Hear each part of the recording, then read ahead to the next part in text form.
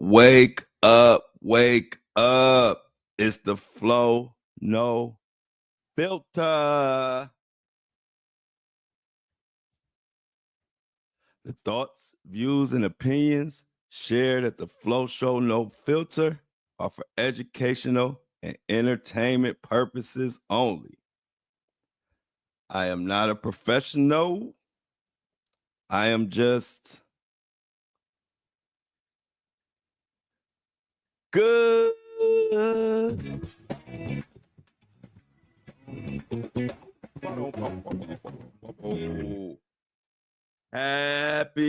Happy, what is it, Tuesday? Don't tell me it's Tuesday.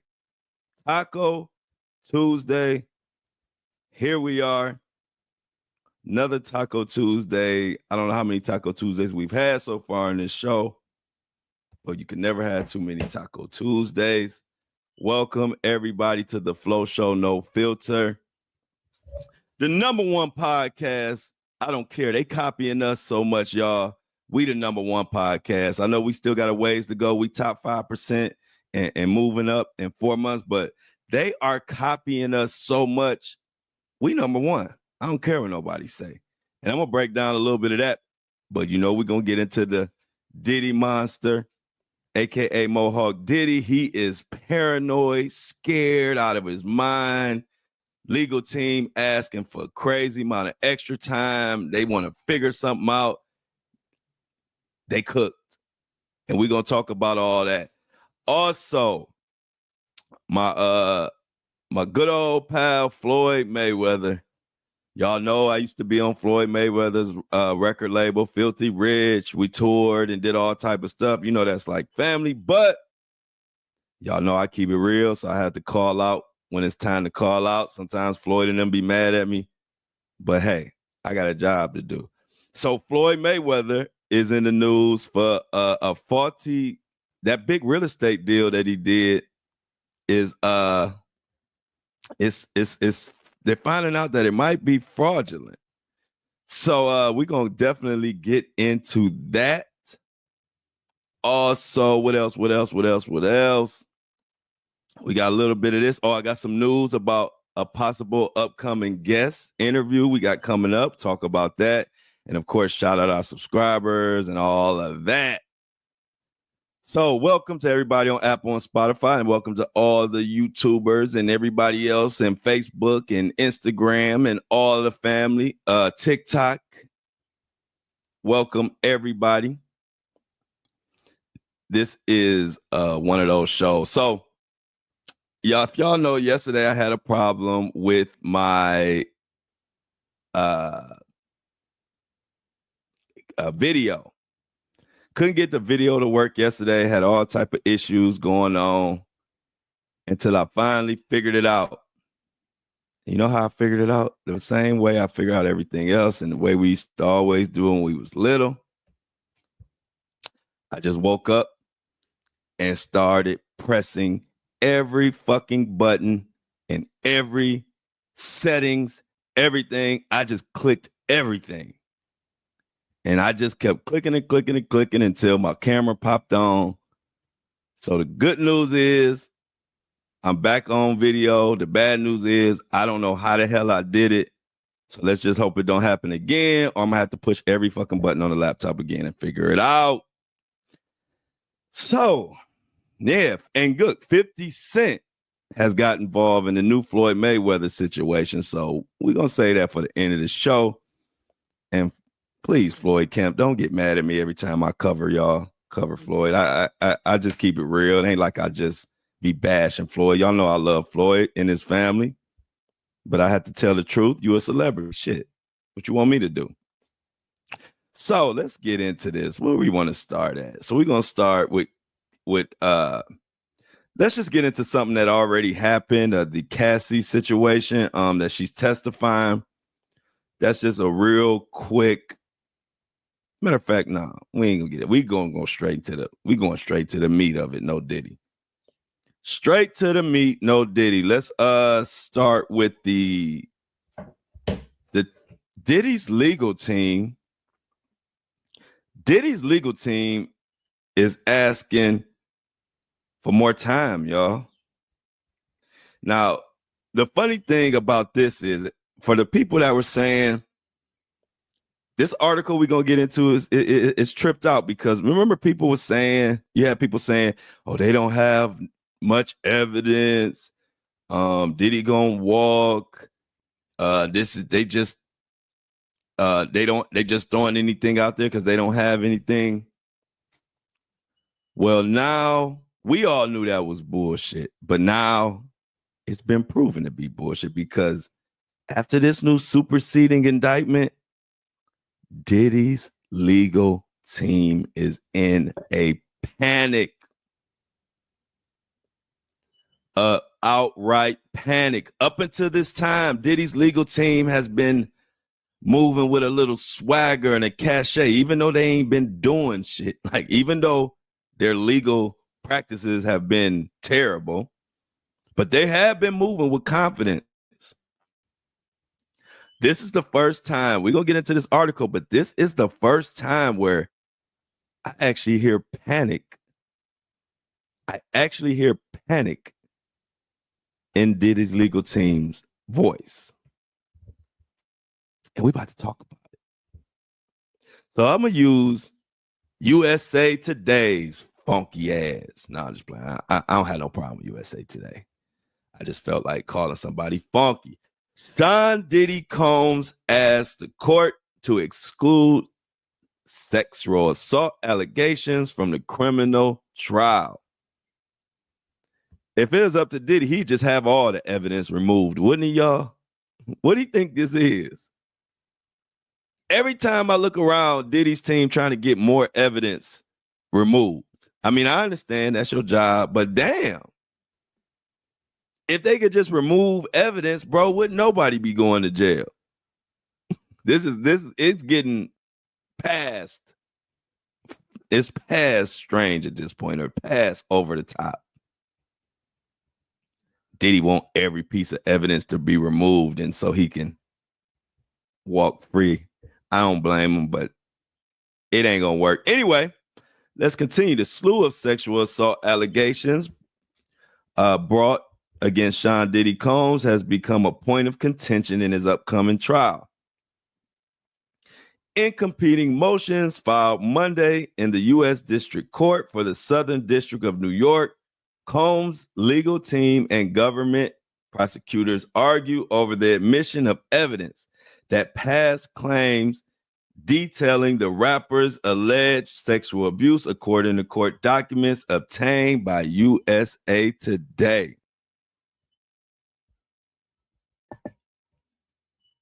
The allegations would add on to the sexual offenses underlying in the federal grand jury indictment that resulted in Combs' September 2024 arrest in Manhattan. And y'all know Combs has pled not guilty. Now, Combs' attorneys, and I quote, say, these incendiary allegations are substantially more serious than the charged offenses, and if admitted, would make it impossible for Mr. Combs to receive a fair trial. Do I need to read that again for the people that have been saying they don't have no evidence? For the people in the class that's, because it's like a classroom, full no filter. I'm the professor, and it's the classroom. For the people in the back of the class that just spend their time laughing and passing notes, y'all not paying attention to what's going on, then y'all just look up and say something. For y'all, does this sound like someone who's not worried because they don't have, there's no evidence? Let me read this again. This is for those that say they don't have no evidence. And me being a professor, I tried to tell y'all asses, it's way more evidence that they not putting out. How y'all don't get that? You think they're going to put every piece of evidence they got out for the public? What the hell would that do? So I'm going to read it again, and this is coming from Diddy's legal team. This ain't coming from me now. This is coming from the people that Diddy paying thousands and hundreds of thousands of millions of bazillion dollars. So if you're giving somebody $1 million bazillion dollars, they're going to try to do the best they can. And so I'm going to read it again. This is Diddy's lawyers. This is about the superseding indictment that just came through, the new charges. Diddy's attorney says, and I quote, "These incendiary allegations are substantially more serious than the charged offenses, and if admitted, would make it impossible for Mr. Combs to receive a fair trial." That's a bold statement for somebody who don't have no evidence against. To me, that sounds like somebody that's worried about evidence, but that's just me. I'm just a podcaster. I don't know. Let me continue. In response, the U.S. government filed its own motion opposing Combs' request to exclude the assault allegations from trial, arguing that relevant testimony powerfully establishes the hip-hop mogul made no mistake when he coerced victims into unwanted sex. And the crazy part about it, y'all, is we don't even know what the hell they talking about. That's how bad it is. It could be worse than even what we thinking. And judging from the tone of the Diddy's attorney, this is the first time where they sound like they taking this case serious now. Remember, I've been saying this whole time, they just haven't been sounding like they're even taking it serious, especially Diddy. It's like, bro, these are some serious charges, and if convicted and if found guilty, your ass might not never be back out. But they up until this point, they ain't been acting like it. But you know how it go. When you get close to that time, and you get closer and closer to that time, reality starts setting in, and it's like, hold on. And then they come with this new superseding indictment that has more evidence and more crucial and harsher evidence than the previous, and you wasn't even ready for the previous allegations. Oh, we looking at full-fledged panic mode. Let's continue. As we know, Combs was originally charged with racketeering, conspiracy, sex trafficking, and transportation to engage in prostitution. A superseding indictment filed April 3rd charged him with 2 additional counts, 1 charge of sex trafficking and 1 transportation to engage in prostitution. Since Combs' former girlfriend, Cassie, filed and settled in November 2023, accusing him of the R-word, sex trafficking, and physical abuse, dozens of accusers have come forward with civil complaints alleging sexual misconduct, and we've been covering it. Now, the attorneys. Let's get into more about what they're saying is going to what's going to delay the criminal trial, because I think this is going to interest a lot of you out there. In Monday's motion, Combs' legal team criticized prosecutors' evidence from past assault allegations as uncharged and uncorroborated crimes dating back as far as the 1980s. Now that's crazy. Are they saying Diddy did horrific crimes when he was about 12? I'm not sure, but they going back. Attorneys expressed concern that the allegations, many of which reportedly implicate dozens of unidentified witnesses and alleged co-conspirators around the world, could significantly delay the timeline.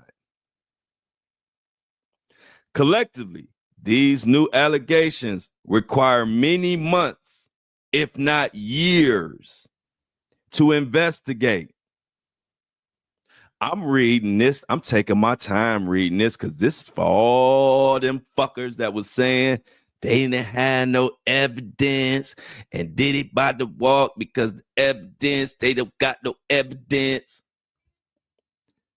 Read this article. For anybody that tell y'all they don't have no evidence, send them this article. This is Diddy's attorney saying this. This ain't no shirtless journalistic podcaster saying that it's a hella evidence and blah, blah, blah. No. This is Diddy's people saying this.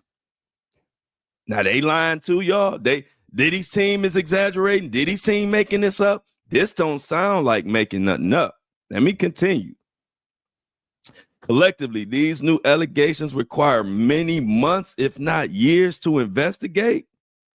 That's a lot of time for somebody that don't have evidence. But I'm going to continue. They say that if admitted, it will require a series of mini trials, certain to double the length of the trial the government originally said would last 3 weeks. Combs' attorney said.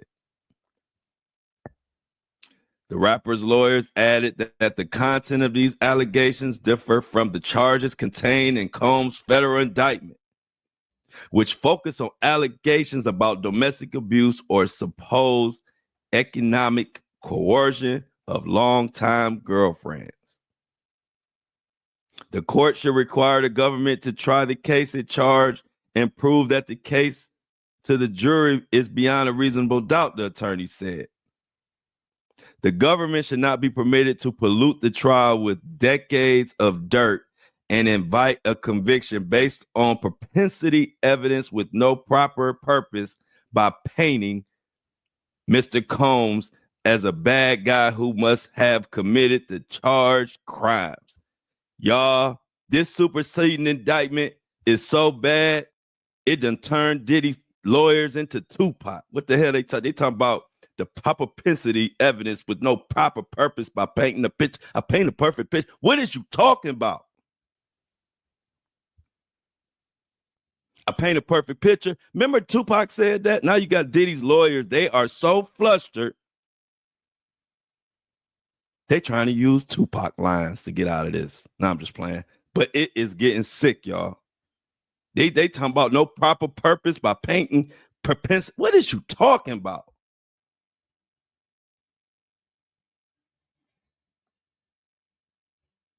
Let's continue. The Tupac ass lawyers. In the event the allegations are not excluded from Combs' trial, attorneys asked the court to hold a preliminary hearing to review prosecutors. They want to review the prosecutor's evidence in order to avoid tainting the jury with exposure to inadmissible and highly prejudicial evidence.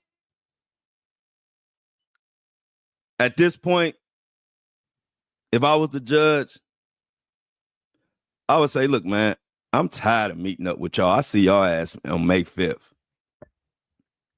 I'm not calling no preliminary hearing every time y'all get some crazy ass evidence that y'all can't handle.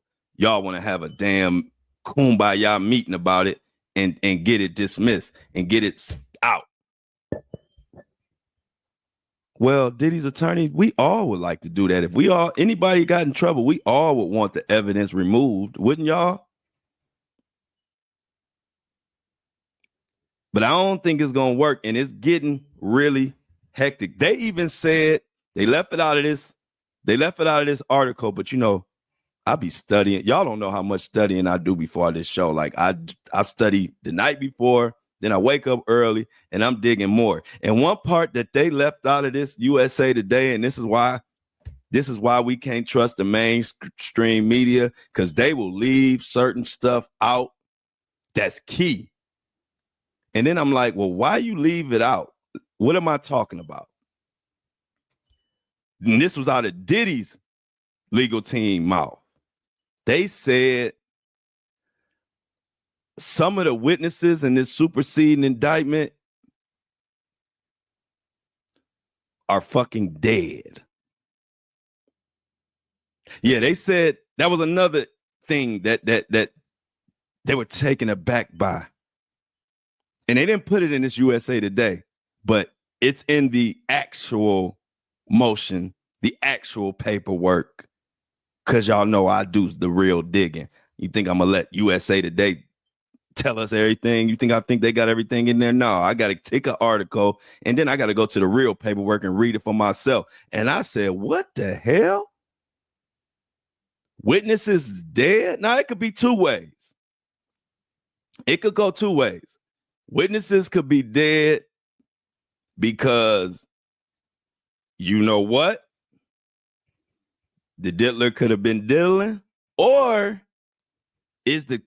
are they saying the crimes are so old that they done croaked? So I don't know, but that's a hell of a statement to put in paperwork. So now they don't know if Diddy might be catching murder charges. I don't know. But it literally says that and I'm going to tell you, this is how I know USA Today left it out on purpose. I don't know why they left it out, because it's right by where I said, where is it at? Okay, in the area where they said dozen of unidentified witnesses and alleged co-conspirators around the world. So they saying the allegations, which are implicated by dozens of unidentified witnesses and alleged co-conspirators around the world, could significantly delay the timeline of Combs' criminal trial. Well, right at that part, when they said that actual statement in the motion, right after that, they say, and many of the witnesses are dead. I said, whoa.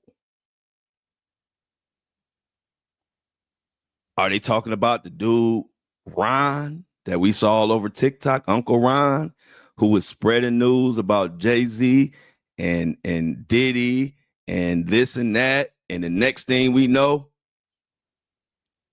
gone. Uncle Ron is out of here. So whatever testimony or whatever he had to say, he's no longer here. Mysterious? A lot of people think so. Witnesses are dead. Could they be talking about Liam Payne? Many speculated, and I had so many DMs, that Liam Payne was actually caught up in some Usher, Diddy type of stuff, but I couldn't confirm it, so I never put it out there. But the source that was telling me often knows what she's talking about.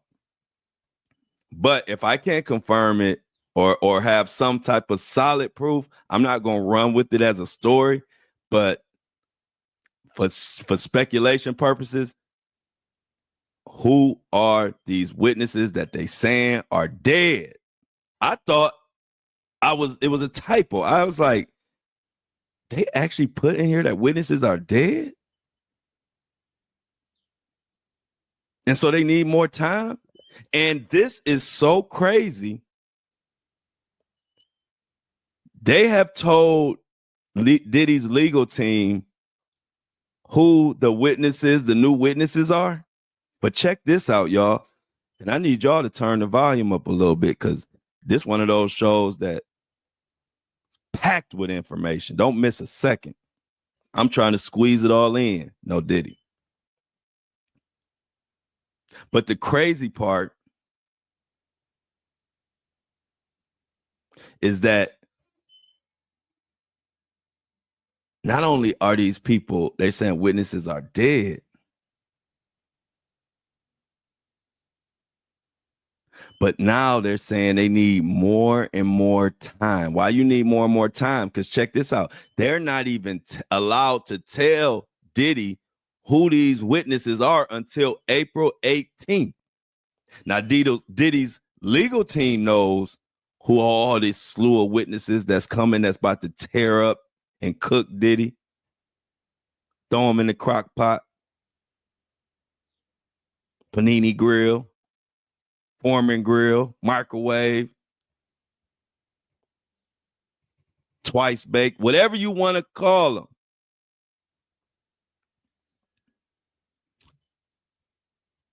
think they're not telling Diddy because they scared and they making sure all these witnesses are protected. What y'all think about that? But don't that make a lot of sense that they would hold off a lot of these witnesses? And these are, put it like this. Let me break it. Y'all know I like to break it down. Call me Mr. Breakdown. So why would the prosecution, other than strategy of putting the defense on the defense, but why would they save these crucial, if we listen to Diddy's own attorney, this new slew of witnesses is ridiculous to the defense, meaning ridiculously bad. But guess what? Why would the prosecution wait to the very last minute? I believe they're trying to make sure all these witnesses are protected. See, the new names, Diddy's legal team can know, but the legal team is not allowed to tell Diddy until April 18th. And people say, well, they might do it anyway. Shit. They listening to everything. They listening to Diddy's calls. They listening to when the lawyer meet up. They watching everything they pass. They not going to try that. They not going to try to, if they do that, they know the whole case is over with. They not going to tell Diddy if they not supposed to. But I think they are trying to make sure all the witnesses are protected. Everybody is in some form of witness protection or whatever, so that when they do announce them, they will feel comfortable and know that ain't no more witnesses about to come up dead. Because I swear, y'all, when I read that in the superseding indictment, I was like, whoa, why ain't nobody in the mainstream media even mention that part? To me, that's a big part. If they have in the superseding indictment, if the lawyers, Diddy's lawyers are filing motions saying, amongst other things, that there are witnesses that are dead, I think we need to know about that. I don't know. Y'all tell me. But it's getting crazy, crazy, crazy. So let's continue.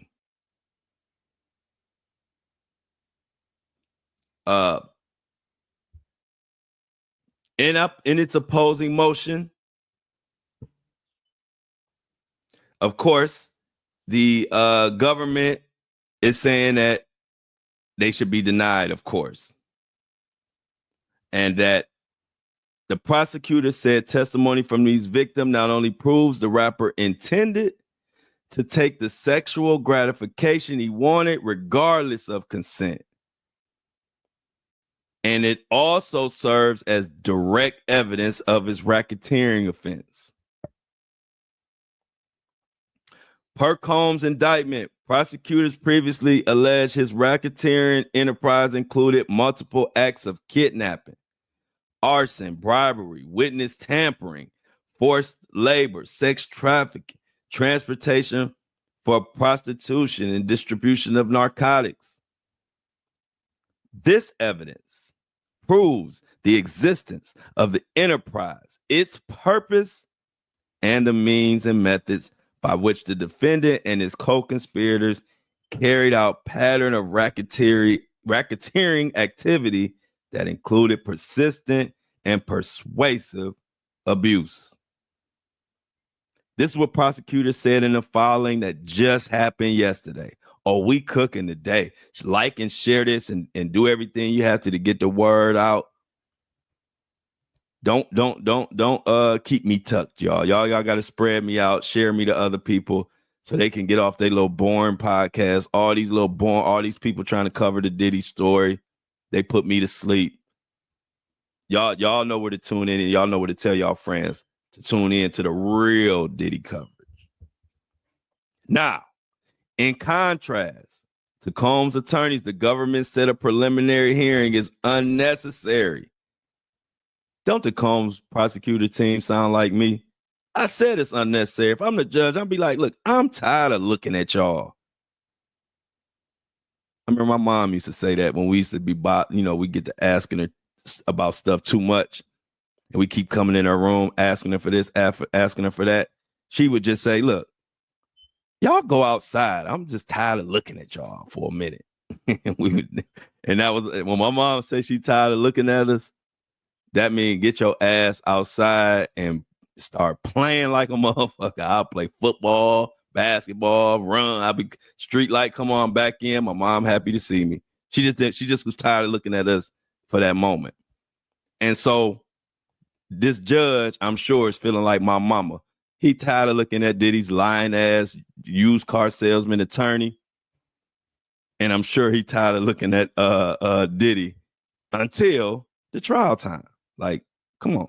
So in contrast, the Combs attorney said the government said the preliminary hearing is unnecessary because prosecutors have provided the court with detailed proffers of each victim's anticipated testimony and corroborating evidence. Such a proceeding, prosecutors argued, is a thinly veiled attempt by Combs and his legal team to cross-examine victims twice. That is where that article leaves off. So what we are waiting for now, we're waiting for the judge to rule. Are they going to have a preliminary hearing? Is he going to look at Diddy and his team again to go over this evidence? Even another thing I want to tell y'all, when you look at the exact superseding indictment paperwork, there are a lot of allegations that are redacted, like just covered. I'm telling y'all, this trial is going to be full of surprises. I'm going to go out on a limb and say this will be the most talked about, craziest trial in history. And I'm not saying that for hyperbole. I'm saying it because I feel it in my gut and it's almost like common sense to me. I don't see it going the other way, just because even in the superseding indictment, not only do we have witnesses that are dead and they're saying it in the paperwork, but we also got witnesses who are critical witnesses who are unnamed and anonymous. We don't know who that could be. It could be J-Lo. And I don't know, I'm just throwing it out there. But what I'm saying is, think of it like this. With victim one is Cassie. Well known. And if that tape didn't get leaked, and we didn't know about all the lawsuit that Cassie got paid, we didn't know all that. Think about it. Up until this point, we've been just looking at victim one, victim two, victim three. We don't know who they are, and then we find out victim one is Cassie at the trial time. See, we already knew that, so that's a spoiler. But check this out. We don't know who victim two is for sure. We don't know who victim three, and now they're talking about a victim four. It is getting hot in here. It's getting hot in here. So take off all your clothes. That Nelly. Was that Nelly? Yeah, that was Nelly. The first thing I thought of when I said it's getting hot in here. But look.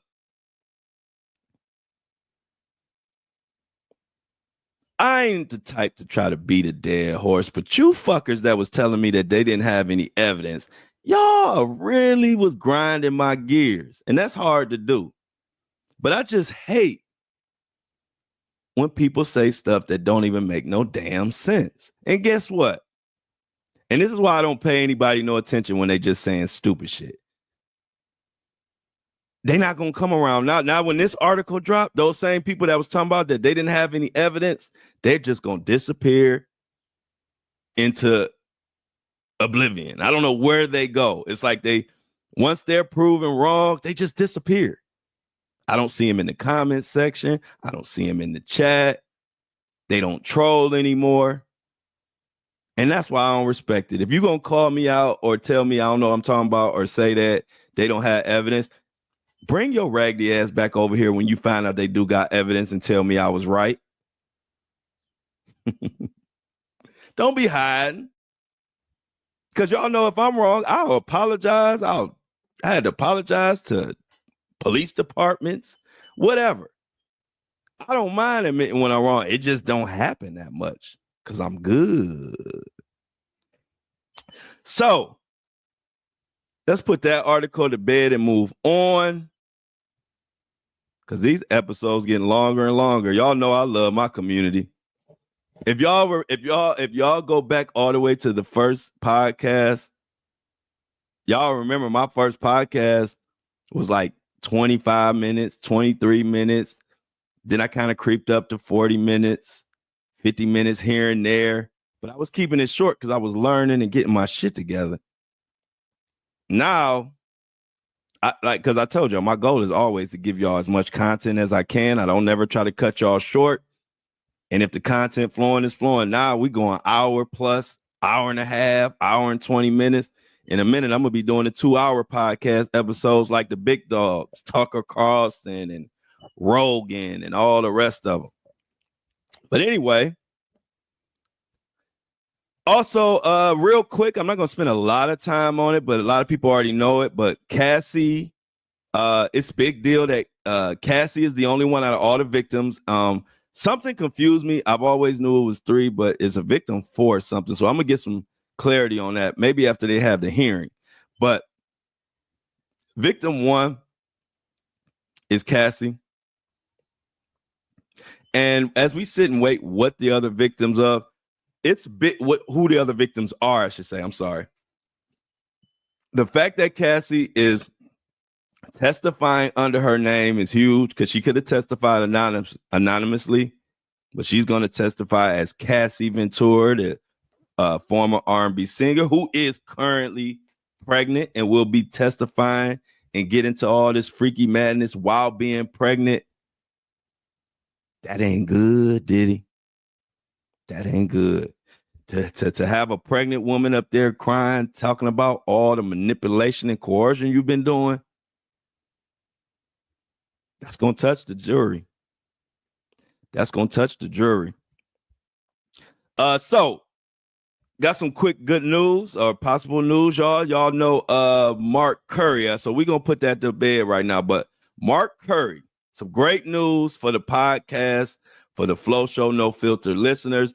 This is the People's Podcast. If you've been here from day one, which was October 30th of last year, you've watched us grow. You've helped us put this thing together. Like I tell people, this was named by the people. This was the people's idea, which is why it's so successful. I didn't force no podcast on nobody. My community said, hey, you need to do a podcast. I did it. My community came up with the name. I added No Filter. Boom, here we are. But we've done something so incredible. I just want to let y'all know the impact that we're making. First of all, we went to 100,000 downloads. And I got that big, crazy Floyd Mayweather news coming up after this. So you won't want to stick around. 50 Cent is going crazy on Floyd Mayweather, and it's about to get ugly. But we're going to get into that. Do you guys realize we hit 100,000 downloads in 4 months, which, as you already know, that puts us as a top 5% podcast of any podcast that ever podcasted. But the reason why they all following us, like TMZ, and I'm going to tell you some more TMZ did that's following and copying our whole blueprint. But y'all, this is why all the podcasts is following what we doing, even though we are just coming up. We moving at a rapid pace, but they trying to steal our sauce. They trying to see, what am I doing? What are we doing that they ain't doing? And so one of the things that got them paying attention to us, y'all, all my podcasters out there, check this out. Look what we did. Do y'all realize we have reached the top 5% and 100,000 downloads, something that rarely happens in podcasts? Do y'all realize we have done that without a fucking guest? Without one interview. You go to a podcast and you see what podcast could do these kind of numbers without one guest?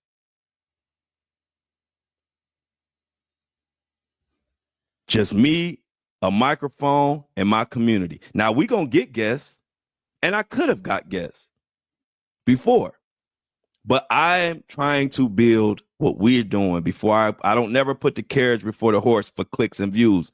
That's the secret sauce. I don't sell out myself for clicks and views. I do things organically and when they right.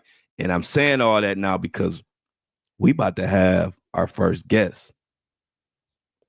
And it's a good one. And I'm going to tell you about who he is. Mark Curry, not the comedian.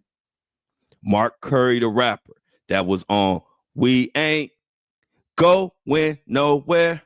We ain't going nowhere. We can't be stopped now because it's bad boy for life. So check this out. This was the first person to blow the whistle on the whole Diddy stuff.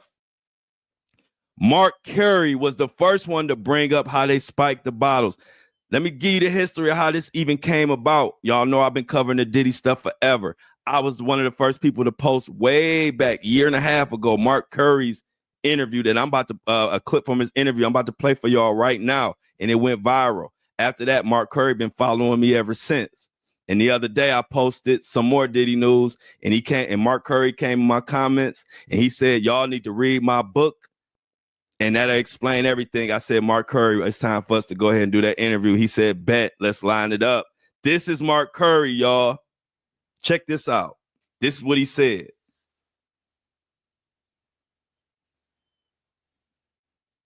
We go and get to the VIP. All of these girls come around the VIP and they just be standing there.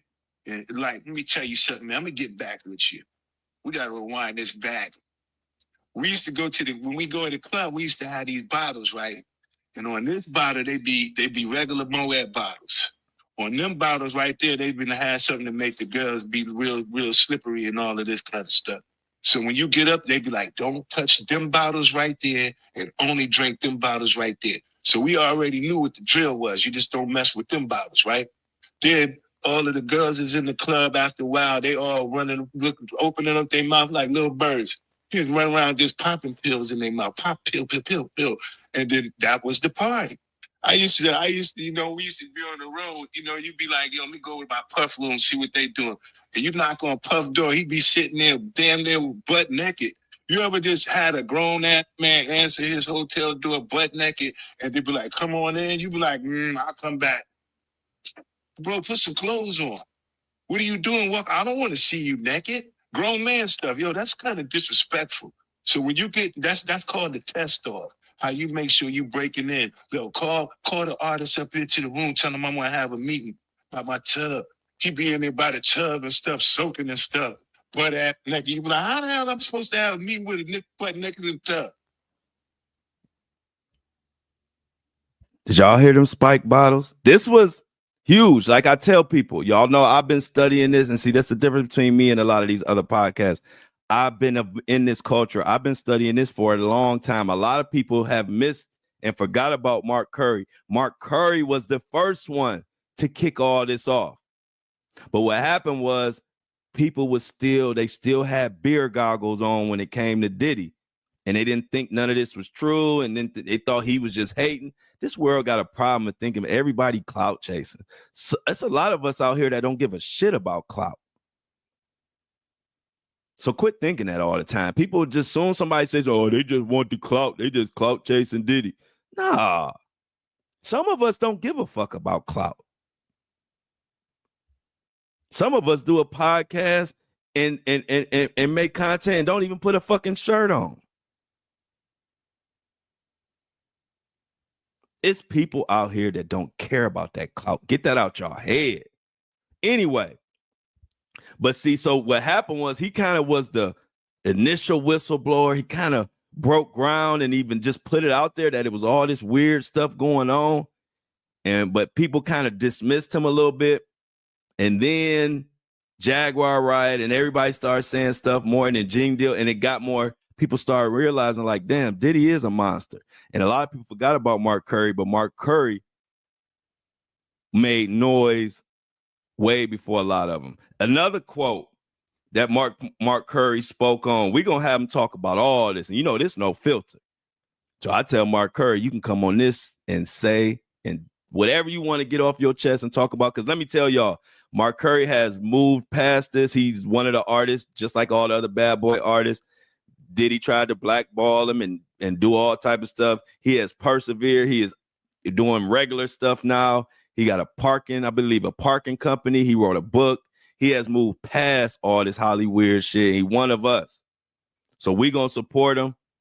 We're going to support him. But look, he also said this about Kim. Y'all remember Kim Porter is Diddy's ex who mysteriously died and was about to release a tell-all book.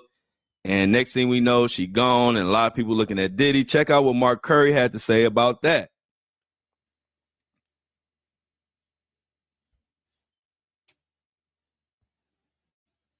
I'm a former bad boy recording artist. A lot of people, I made a lot of hits for.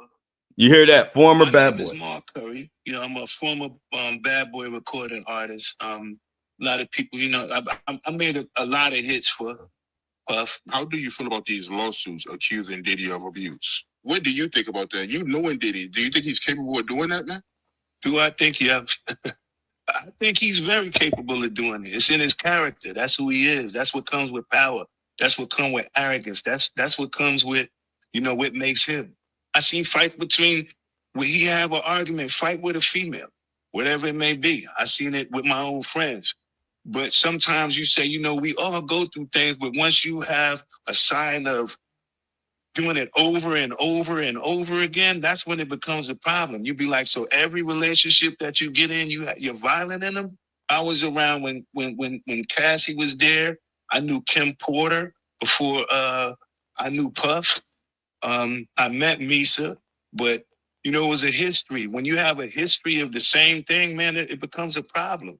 Speaking of Kim Porter, because you knew Kim Porter, is it true that Diddy broke her nose?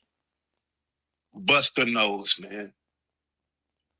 Anytime a man would go out his way to wiretap someone's phone or put taps in their homes just to monitor their conversation, that's a sign of insanity.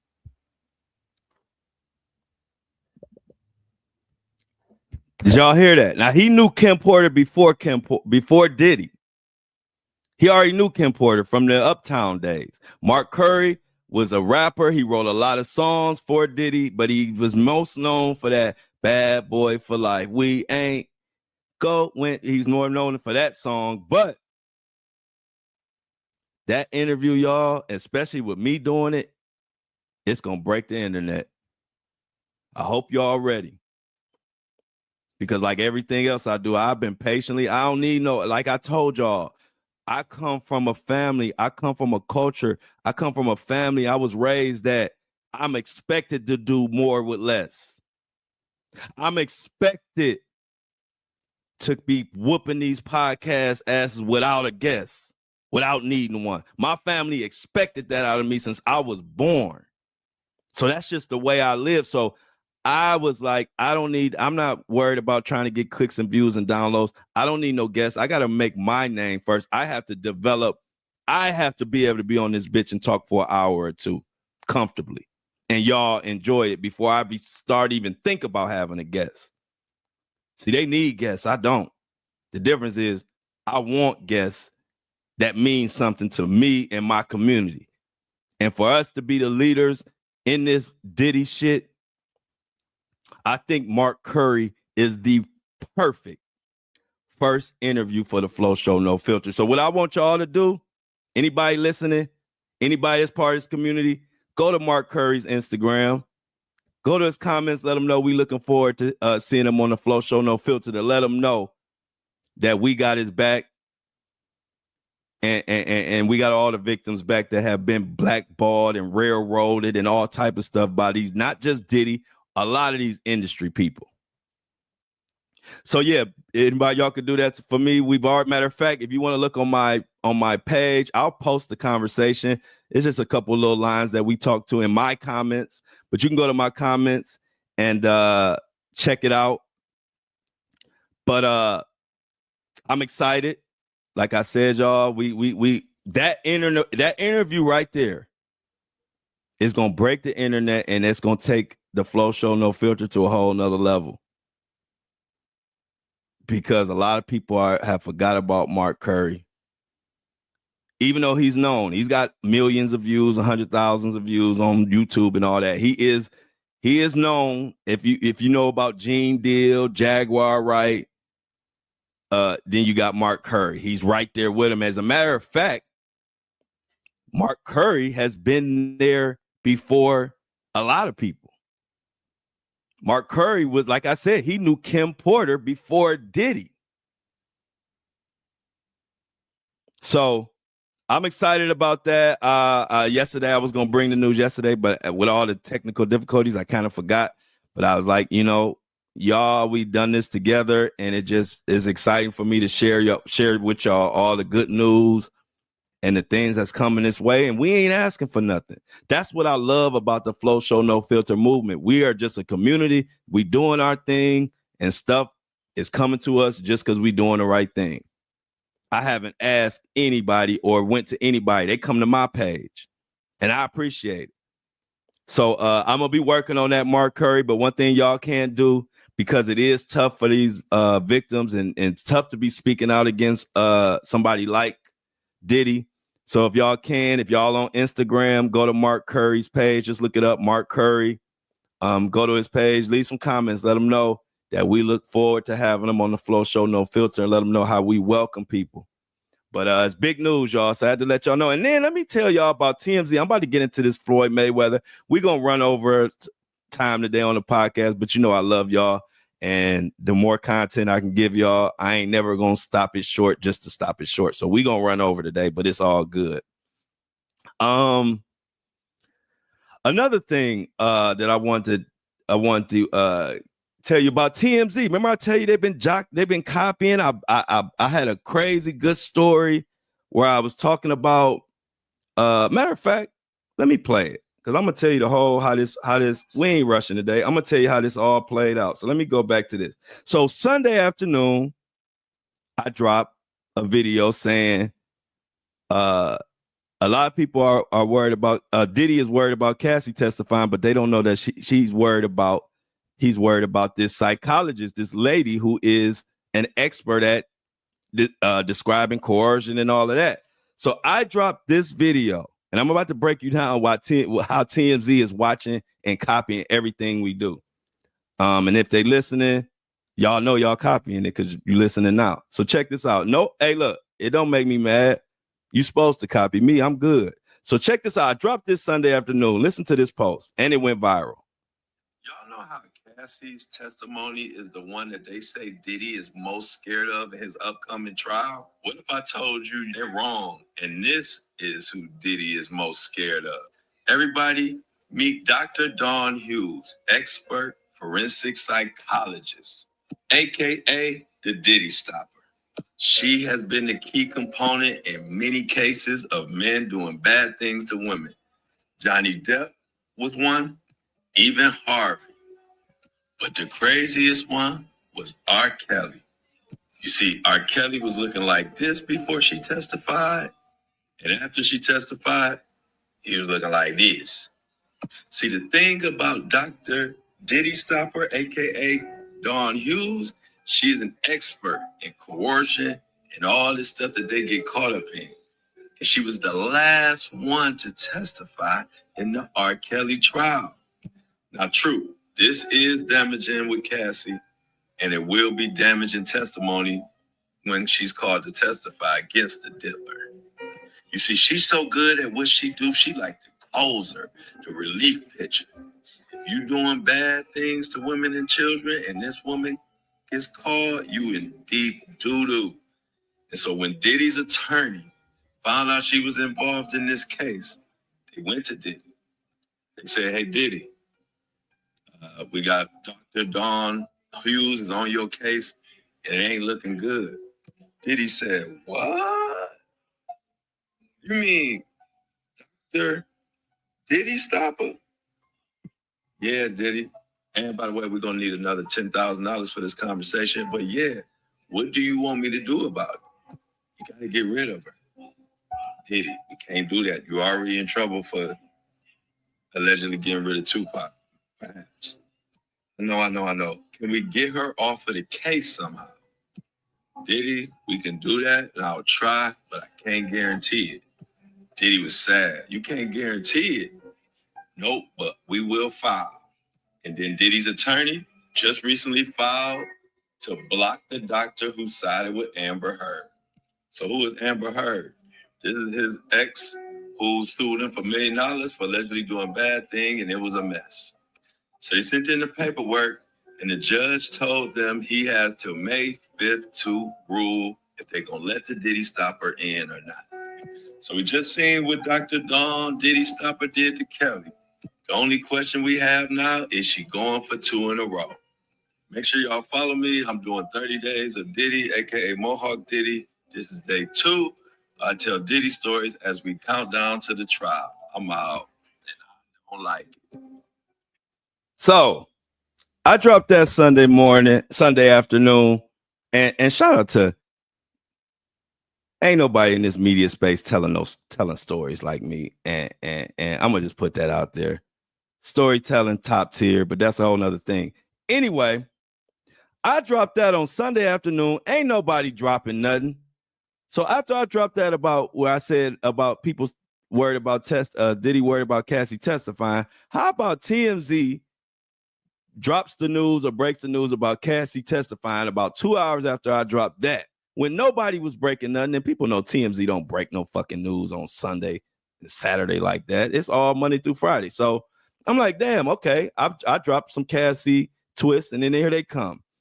And I told y'all I never brought this stuff up because, I always think it's a coincidence. I don't want to believe people copying, but when it get obvious, I'm no filter for a reason. Check this out. I already told my YouTubers about this yesterday, that they was copying me. But do y'all realize another thing that TMZ just did and are doing now, that I'm the only one that does this? So Sunday they do that. Then yesterday, Monday, all of a sudden in the morning, they have a podcast, TMZ podcast, and the subject was Cassie testifying, and they streaming it live. They streaming their podcast live on YouTube. Just like me. I ain't seen nobody else streaming their Apple and Spotify podcast live on YouTube in real time.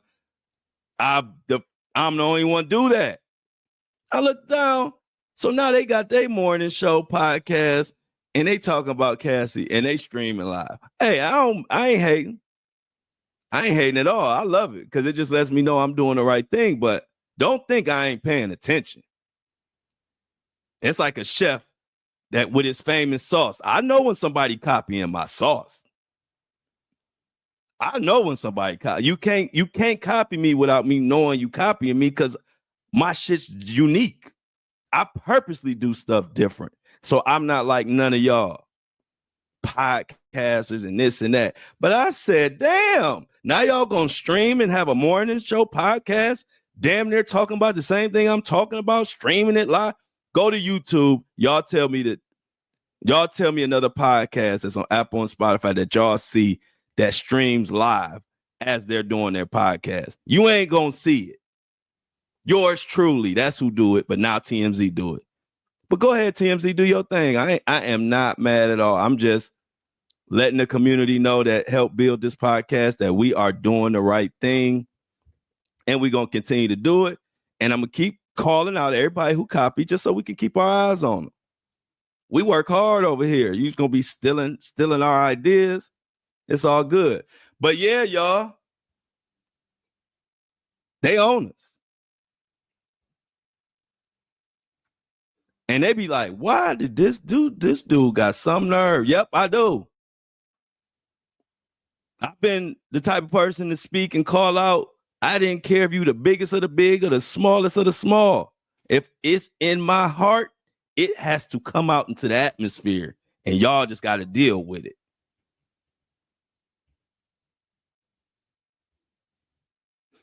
But before we get out of here, let's talk about Floyd Mayweather is he got 50 Cent on his ass, no Diddy.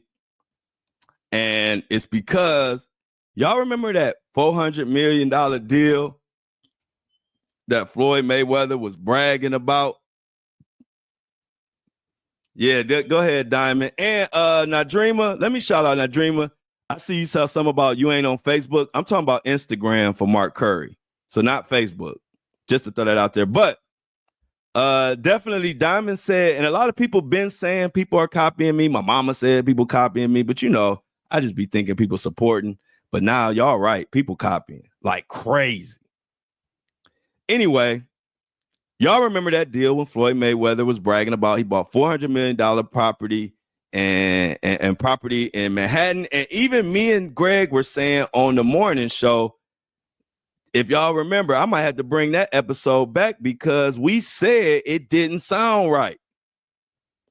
See, a lot of people don't know, me and Greg met in real estate. He is a financial broker getting the money, and I was investing in hella real estate. I'm a real estate wizard. Closed my first real estate deal when I was in senior in high school, my mama's condo. Short story go like this. I was 17 years old. My mom was pushing, trying to get a condo. We was living with my grandmother. And we was only there for about, a year. And we was getting ourselves together to get back out on our own. And my mom had went through this real estate deal. It took like 90 days. And then at the 90-day mark, they told her they couldn't approve her for some stupid reason. And I watched my mom come up with every document and do everything they said. And at the end of the road, they told her they couldn't do it. My mom came home and fell out. I said, Mom, what's wrong? I'm 17 years old. I said, Mom, what's wrong? My mom said, they denied me. My mom was in tears. You know, I'm a little 17-year-old boy saying my mom in tears. I'm ready to do whatever the hell I got to do. Do y'all know my 17-year-old ass researched different laws and why they couldn't deny my mom? I called that mortgage person, Sandy Kramer. I remember his name. They were so old, they probably not even around right now. I talked to Sandy Kramer.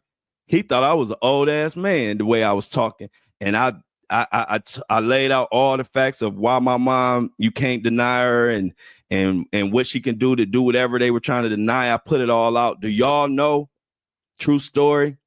They came back like a week or two later and told my mom, come sign your papers. And my mom bought her first condo and we got the hell out of my granny's house. And I made that happen at 17 years old. True story. Ask my mama.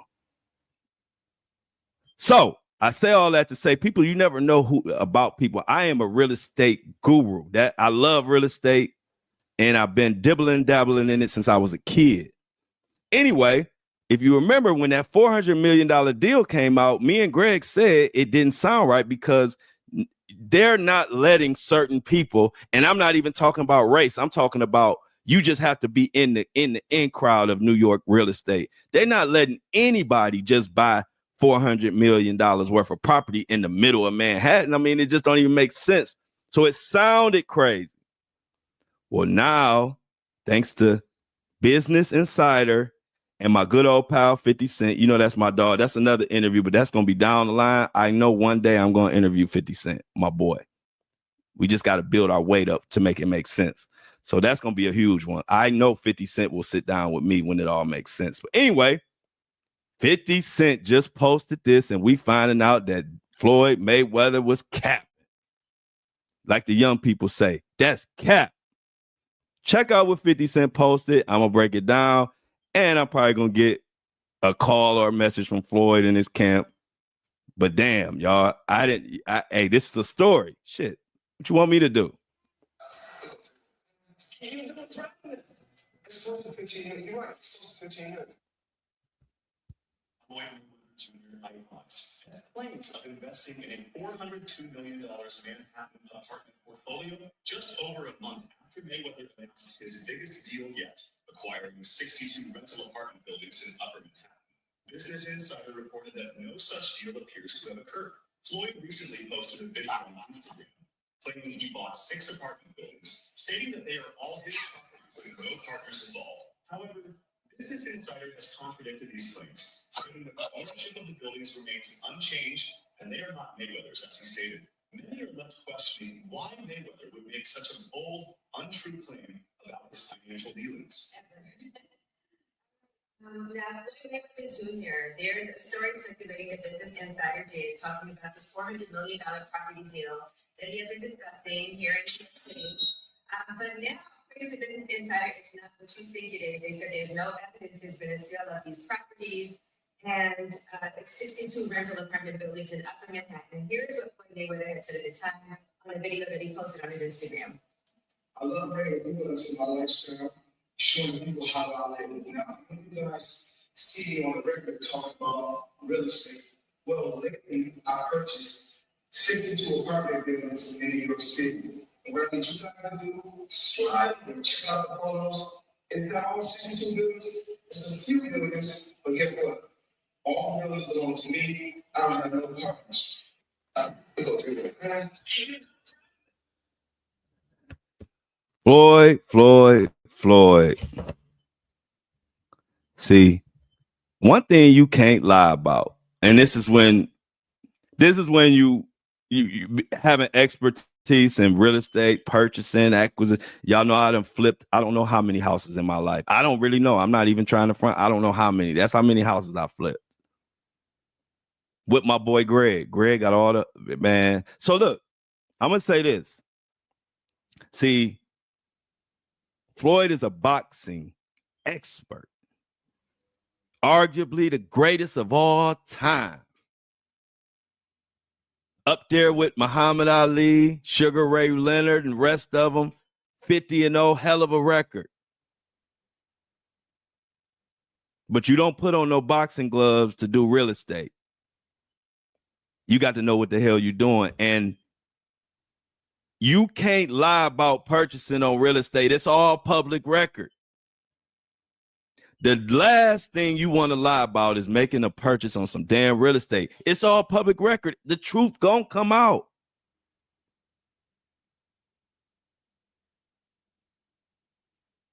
You know, they always got rumors that Floyd spent his money crazy and I don't give a fuck. They say if Floyd got $1 billion, he gonna spend $1 billion. They say if Floyd get 50 billion, he gonna spend 50 billion. So 50 Cent implying that Floyd is going broke or broke. And not only were they talking about him lying on that real estate deal, but they also were saying with the cars and everything, they saying he's trying to mask the fact that he's broke and he's capping. So just like any other news story that we bring you, we have to come back and say, hey, that wasn't true. Y'all remember when I told y'all about Floyd buying the $400 million and we actually was giving him credit for buying that much property and blah, blah, blah, even though we thought it didn't sound right because it's just hard for anybody to get $400 million worth of property in the middle of Manhattan. Well, now I got to come to y'all and tell you it was apparently capped. According to the Business Insider, I actually had to pay for this for Business Insider. It's like Rolling Stones. They want to charge you for theirs, but hey, I do what I do. I do what I got to do to make sure we got the right information. But y'all, the reason why I'm talking about this, for one, that was a story that I brought, and now we finding out that Floyd was lying, allegedly. But the reason why I'm bringing it, because now 50 Cent has posted about it, and y'all know once 50 Cent posts something, especially like that, he ain't about to let up. So I'm just putting y'all on to what's going on and what to look for today on your timeline. 50 Cent versus Floyd Mayweather is reignited. Now, you know I'm coming to Vegas on the tour, so Floyd, don't be catching feelings because I'm reporting something that everybody reporting on. And if you got a problem with me, you better have a bigger problem with Business Insider. Nigga, ain't nobody tell you to say you bought $400 million worth of apartments and you ain't bought shit. Don't be mad at me for that. I'm bringing my ass to Las Vegas and I will be there on tour. So don't even come with your come with your good vibes, Floyd and Floyd Mayweather camp, because I ain't doing nothing but doing my job.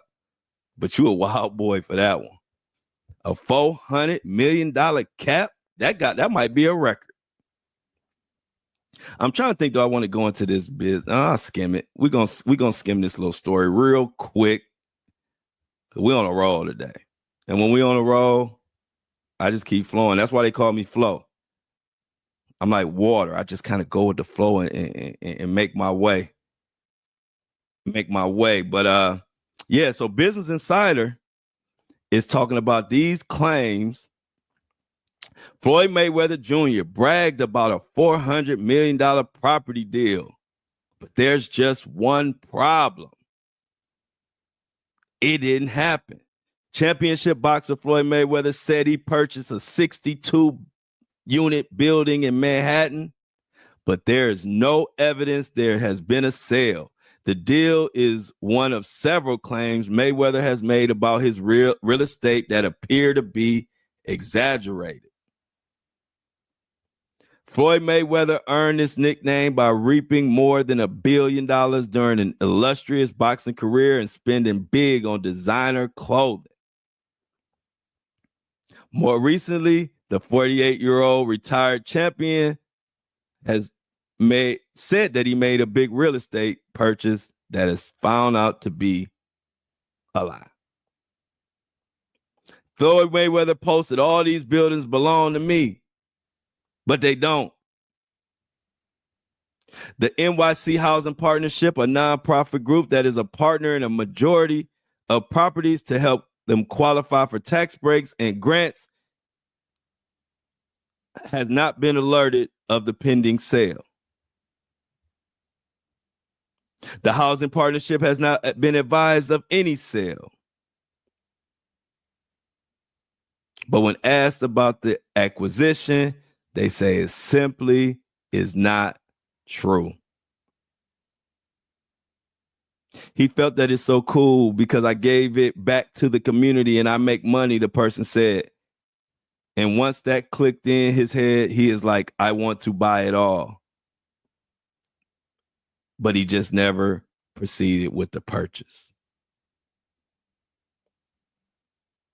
So yeah, y'all, I ain't gonna bore y'all with that whole article. Hey, look, you don't need a bunch of paragraphs and a bunch of words to tell you that Floyd Mayweather has been caught capping, and that ain't the worst part. The worst part is you got 50 on your ass.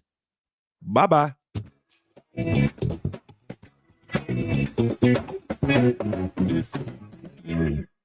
Hold the horses.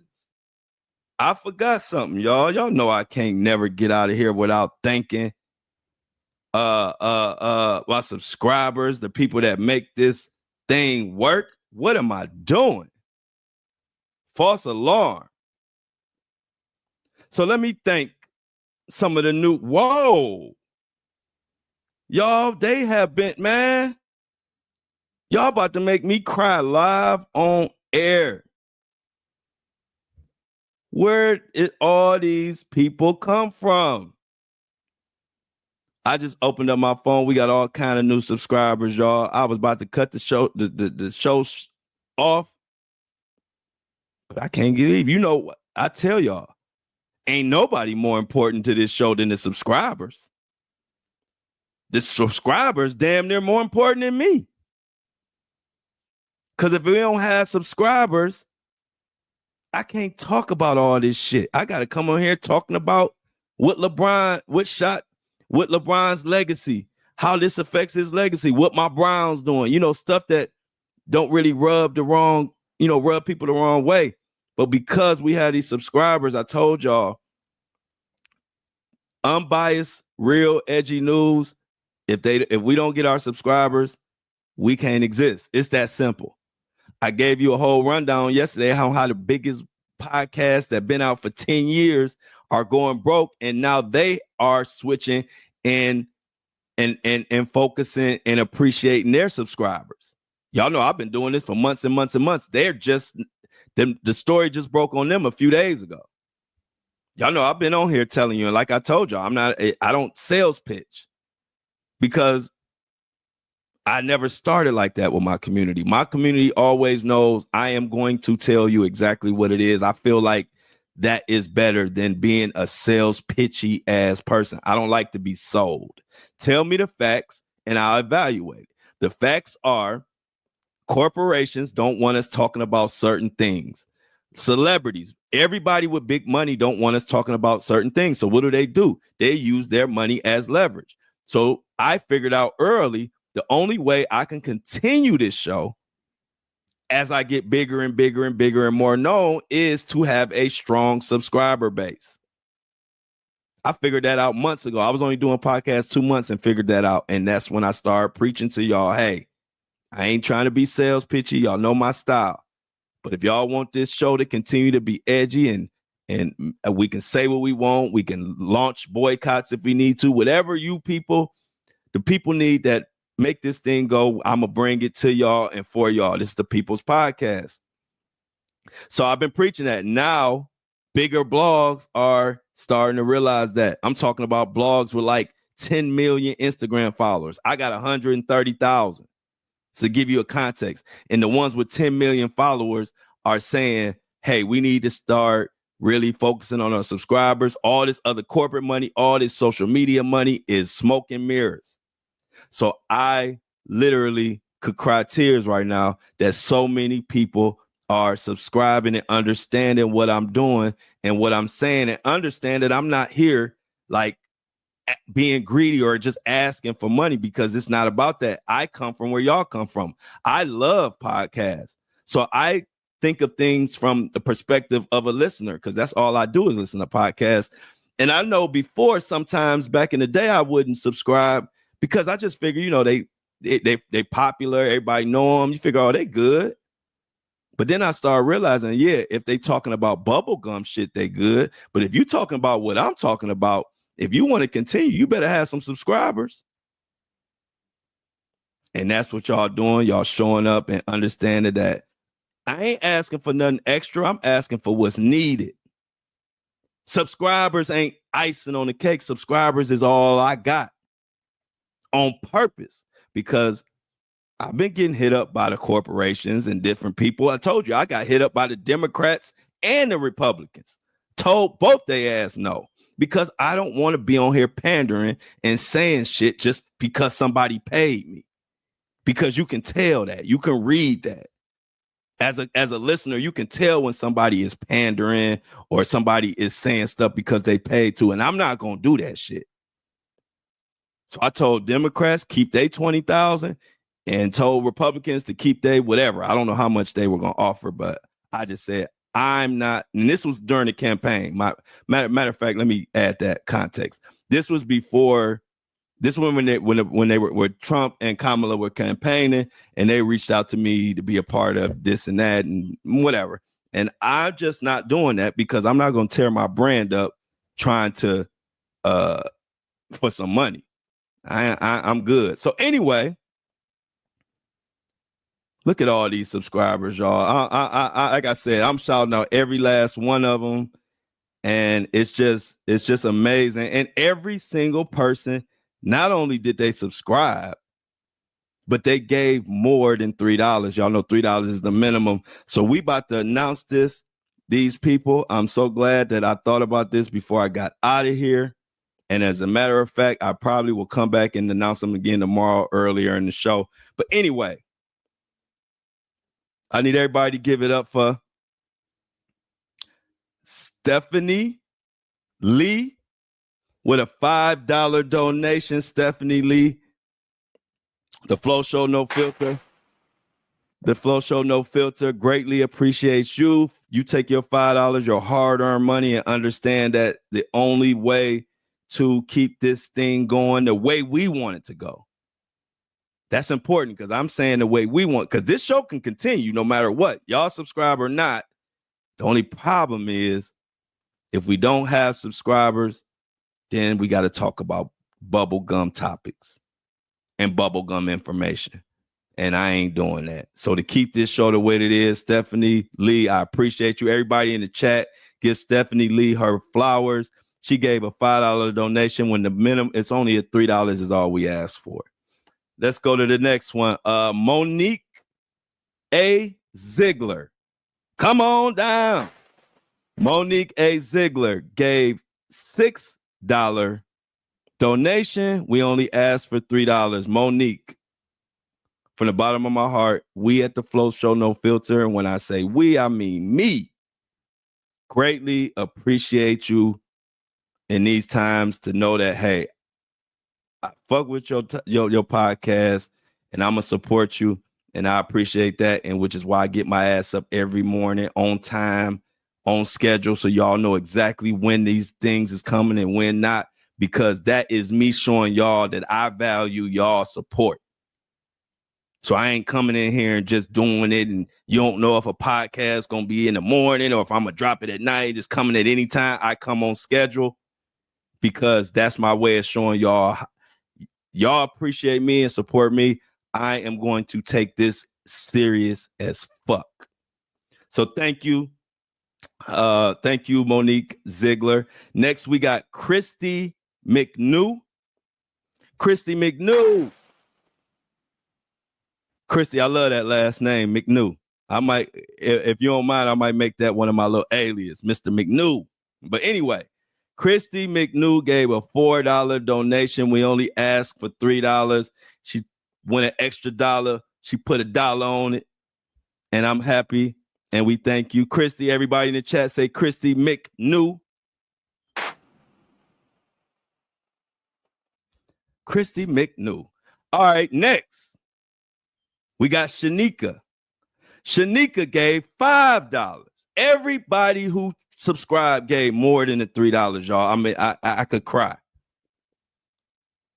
I wish my video was broke like it was yesterday where y'all couldn't see me. I'll go ahead and let these tears, let them rain. Make it rain on them. But I ain't about to cry on camera. It'll go viral. And then Stevie J will be trying to meme it and trying to say I'm crying and I'm soft and all that.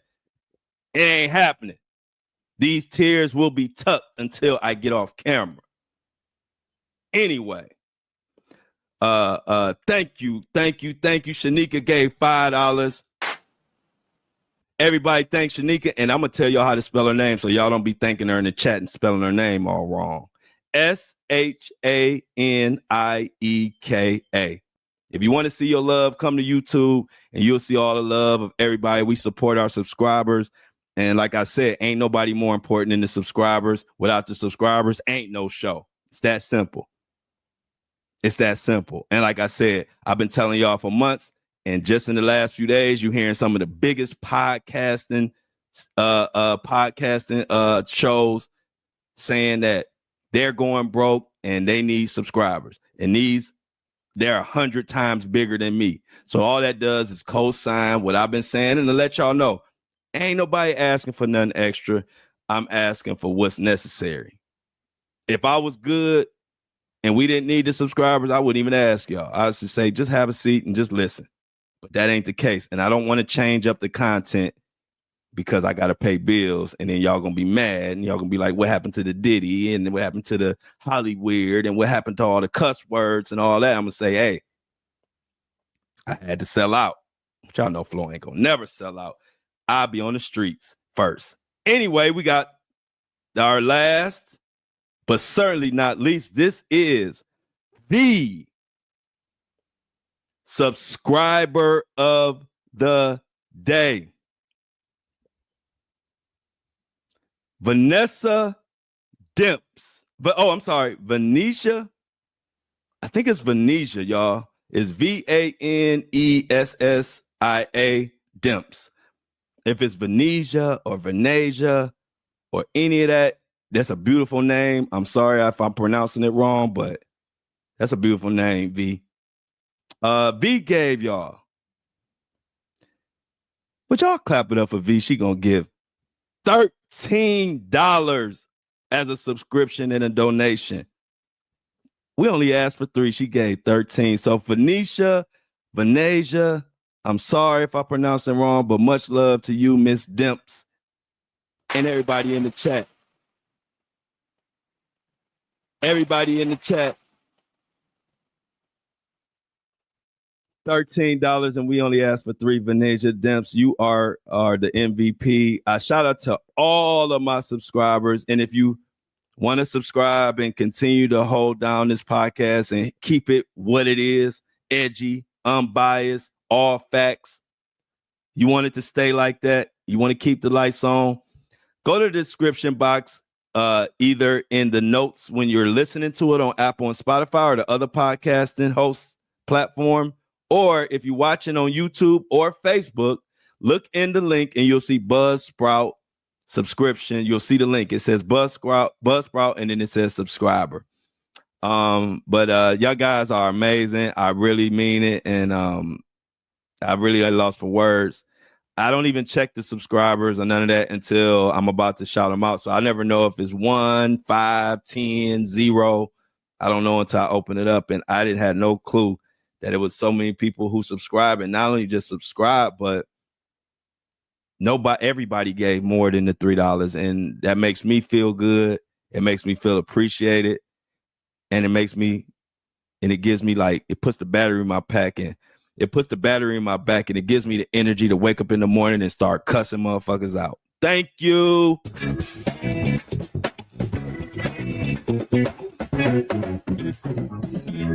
As always, I love y'all, especially Venetia. Love you. I love all y'all. And everybody who supports the show, whether you gave money or not, you are not left behind. Everybody plays their part. I love y'all, but I'm out.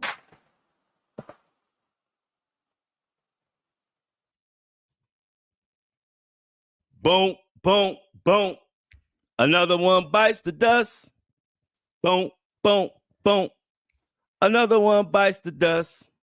Another one, and another one, and another one bites the dust. Boom, boom, boom. Another one bites the dust. Another one down, y'all. Appreciate the Breakfast Crew for holding me down. Y'all know I got to get Spotify and Apple loaded up. Give me a second. Give me a second. Give me a second.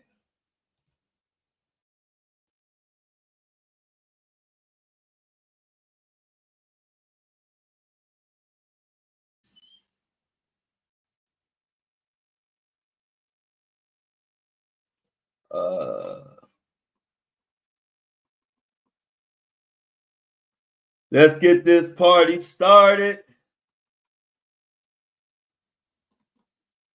2025. Y'all, I'm about to be. Hey, Diamond, we're going to have some. You're going to have to hold me down in Vegas, Diamond. They're going to be mad at me. When I come to Vegas for the tour, Diamond, you're going to have to hold me down because Floyd and them going to be mad at me. They're going to be like, where Floyd at? Flo was talking about all the beautiful subscribers, y'all. Ain't they beautiful? Ain't they beautiful? I know Diamond got it. I ain't even worried. Diamond got my back.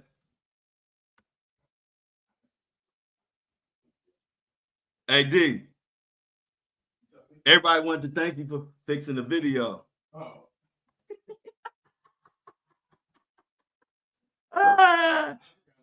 I told you, I said when you get old, sometimes just saying it be enough. Yeah. you figured you did it already because you said it. Yeah, I got figured. I just pressed every button on the laptop for about 2 hours until it popped on. So I might have deleted stuff. All kind of stuff might have happened. Who knows? I probably deleted some important stuff. Where is? Here we go. Boom. Y'all, Darnell ain't fixed nothing. I just want to put that out there. Darnell ain't fixed a lint. I told him when you get old, a lot of times when you say something, that be enough. Like you feel like you did it because you said it. He said, I ain't repeat it. You know, that's you know, he always gotta get the last word. Oh man, I just woke up in the morning and started pushing buttons for like 2 hours. I know they have faith in Darnell. Yeah, you gotta have faith in me. I got it. I took care of it. I just woke up early as hell and just started pushing $1 million. I didn't ask him though. If I would have asked him and brought it up again, he would have fixed it. But I figured I could figure it out. Regina King, I will put the subscription link. Hey, Regina, I'm gonna put the subscription link in the I'm gonna put the subscription link in the I'm gonna put it in the chat. Give me 1 second, Regina. I appreciate you. I gotta find it. Oh man, come on, don't tell me.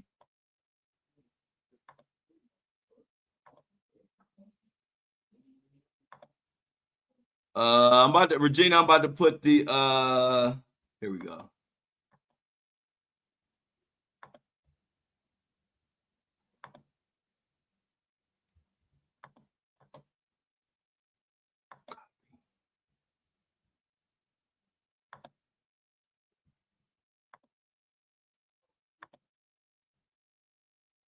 Oh yeah, you're right. But I can't put the link.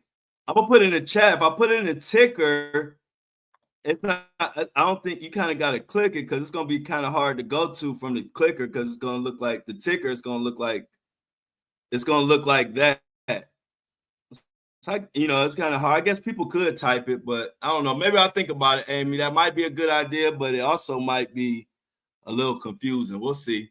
But that's it, y'all. That's the subscription link. I just put it in the chat. Anybody that want to subscribe and keep this thing going, please, I would appreciate it. And so would little Flow will appreciate it too.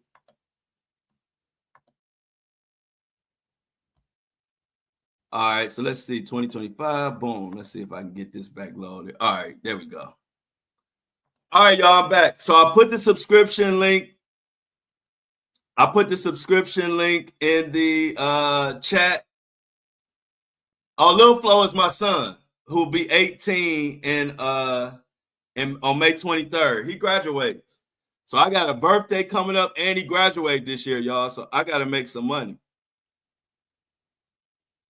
Y'all know I don't care. I'm good, but y'all know how we are about our children. So I got his birthday coming up May 23rd, and then he graduates in June. So I got some money to cough up. Y'all know how it go. Yeah, I know. Hey, look, I ain't even worried, Diamond. I know y'all got my back. I ain't worried.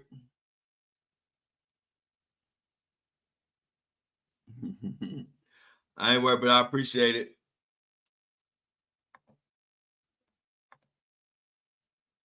Oh, wow. Isn't that something? Hey, y'all, mini-me. See, I did not tell y'all remember we had this talk about birthdays? And remember I told you people that are close to you or in your circle, remember I said that if you pay attention to people's birthdays always connect y'all.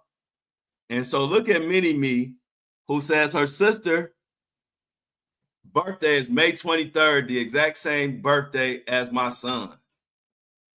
And y'all know I love my son to death. Wow. Wait a minute. Michelle, that's your son's birthday too? And then Amy's mom is May 12th? Wow. That is crazy. Yep, May 23rd. So y'all know May 23rd, we're gonna all be celebrating.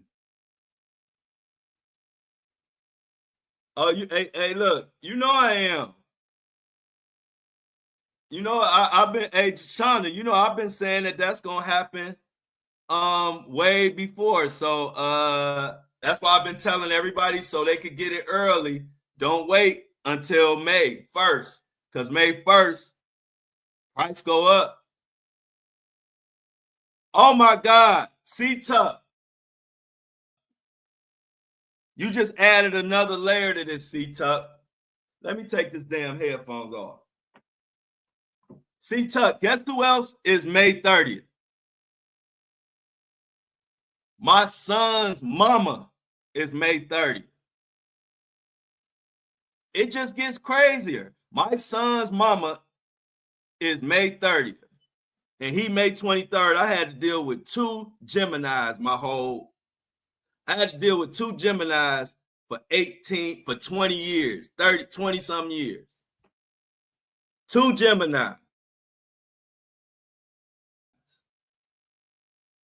I appreciate my son and his mother.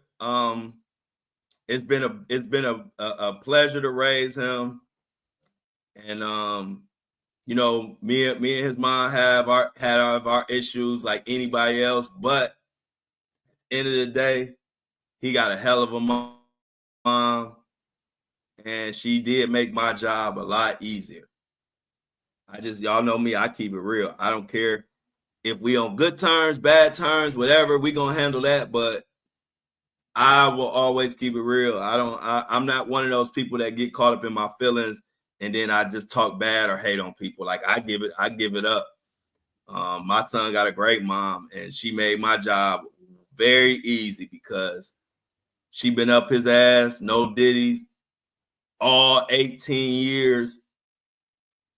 I ain't even had to worry. I've been doing my part as a dad, but shit, that's a real mom he got. So it's just a blessing. I appreciate it. But going back to what C Tuck said, her birthday is May 30th, just like what'd you say? You said who'd you say that was, C Tuck? Oh, your oldest daughter. Yep. So that's crazy. But I told y'all I've learned that people that you close with and vibe with, if you find out some of their people that's important in their life, what their birthdays are, a lot of times it will line up to your birthday, like your important people in your life. It's crazy. I don't know what it means. I'm not no astrology person or none of that. I just have found too many coincidences with birthdays. So shout out to all the May birthdays out there. All the Geminis. Wow, we close for a reason, ain't we, y'all? Michelle said her son May 23rd too. Yeah, Geminis are no joke. And then when you got two of them, two Geminis, and then you got me, I'm a Pisces. Shit. Two Geminis and a Pisces, that's a movie. Two Geminis and a Pisces is a movie. Because we got our ways. And see, that's why me and Floyd have our funny thing. We both Pisces. So, you know, two Pisces, especially two male Pisces, you know, it could get sticky.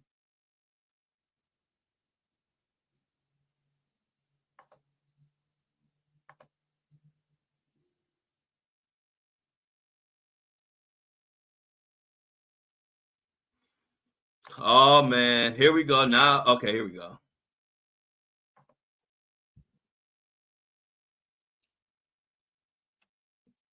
All of my mom's kids have a 2 in our birthdays, except the baby child. That one is ridiculous. See, my son's father is a Pisces. See, so your son father is a Pisces, and then he gave you a Gemini child. Just like I'm a Pisces, and I gave my son's mom a Gemini child. I don't know what this means, y'all, but it's provocative.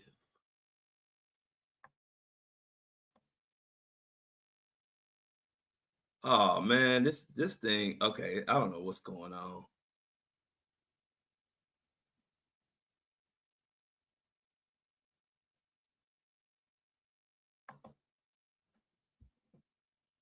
Having a few little technical difficulties. The upload is taking forever, but I'm gonna just hang on here with y'all until the upload finishes. But I don't know what's going on, y'all. But I know one thing: 50 Cent about to be on Floyd's behind. No Diddy. He just posted that about the fake $400 million deal. This is about to be a mess. This is about to be a mess.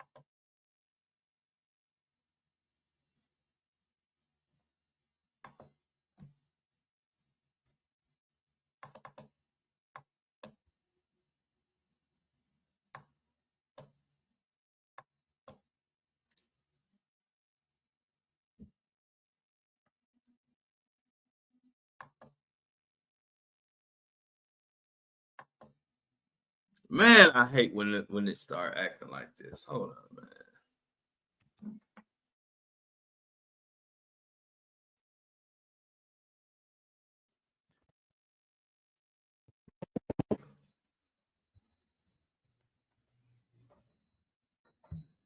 Gotta take a little walk, y'all. Here we go with this computer glitching. I gotta get that Ethernet cord. I'm gonna be honest with y'all. I'm thinking that Ethernet. I don't think that's gonna work. I think it's something they throttle in the internet. Like it's something they do.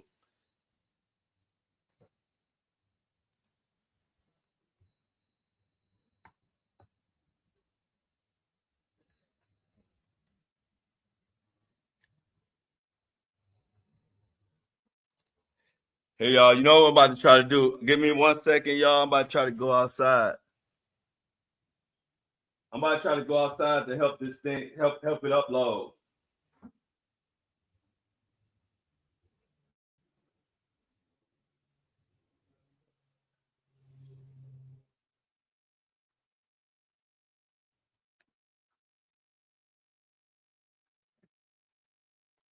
All right, let's see, y'all. Let's see if I can get a little bit better.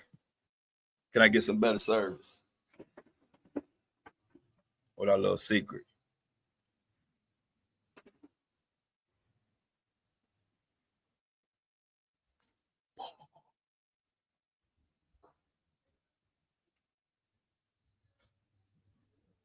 You said what, dude?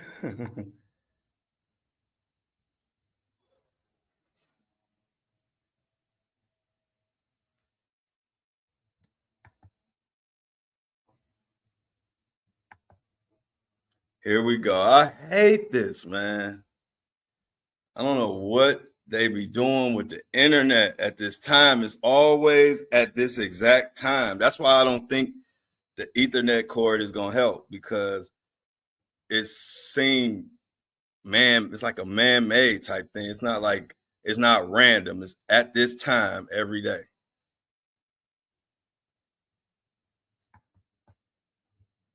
And it just will not. We getting there though. We getting there. So what we got going on in the chat while we waiting for this to load? Why the hell? Come on, man.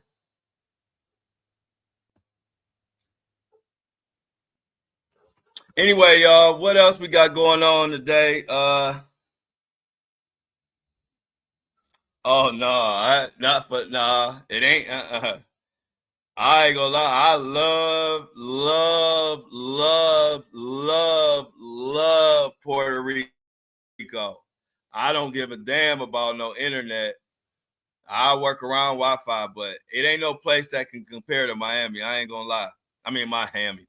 Ain't no place compared to Puerto Rico, and it's a lot of reasons. I don't got time to name them all, but I will deal with the Wi-Fi, because outside of this little issue, I love Puerto Rico.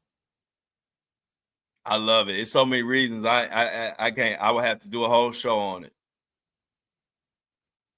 Sarah Williams, look who came up in here, giving some love. What's up, Sarah? Y'all don't got no islands.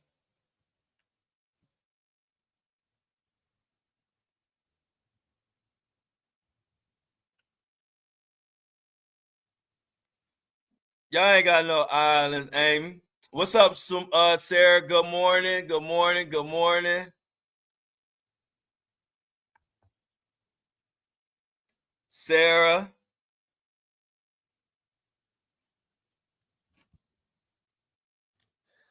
How you doing this morning, Sarah?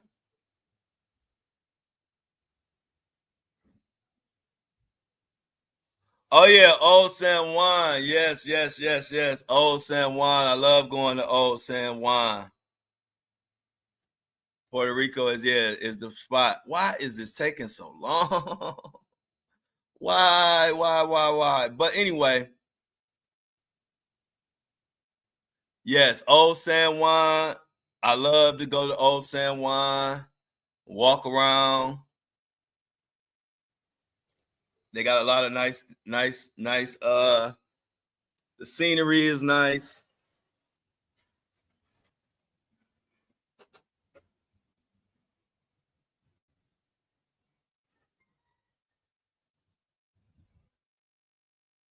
Hey, Luna. I got all my Facebook family. I'm telling you, my Facebook family is the truth. I told you my Facebook family be holding me down. I ain't gonna lie. Hey, Luna.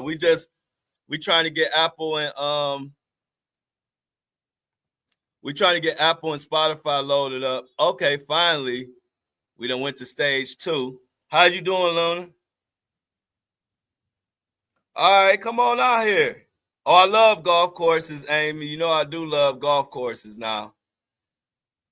No, I played on y'all got great golf courses. I played on some of y'all golf courses in the Carolinas. Now that's one thing that I do love, and that is a good thing about Carolina. But I ain't gonna lie, if I moved to Carolina, it'd probably be Charlotte.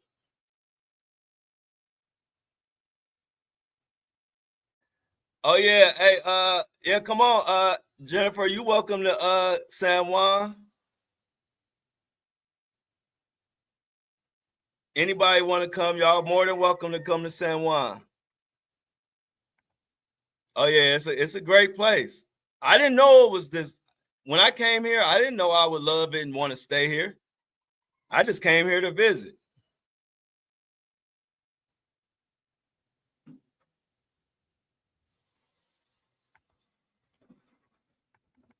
Thank you. Thank you, Luna. Good. Luna says, good. Hope your day is starting off great. Cause you good. Thank you. Might as well be New York, huh, Amy? When you go there, go to La Factoria. Great music, live music, dance club. Hey, oh yeah, I definitely check out La Factoria. Last night we went to where the hell did we go last night? We went to like a college area, Puerto Rico University or something. But like the area, it was like a lot of good food places and stuff. Yeah, let me get some damn light. Hey, y'all ain't tell me I was looking like Wesley Snipes. Shit, I had to turn to the light.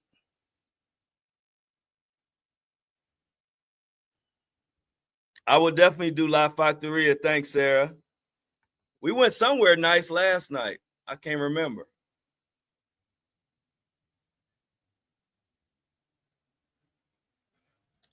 You know, I was thinking about y'all community to look into this too.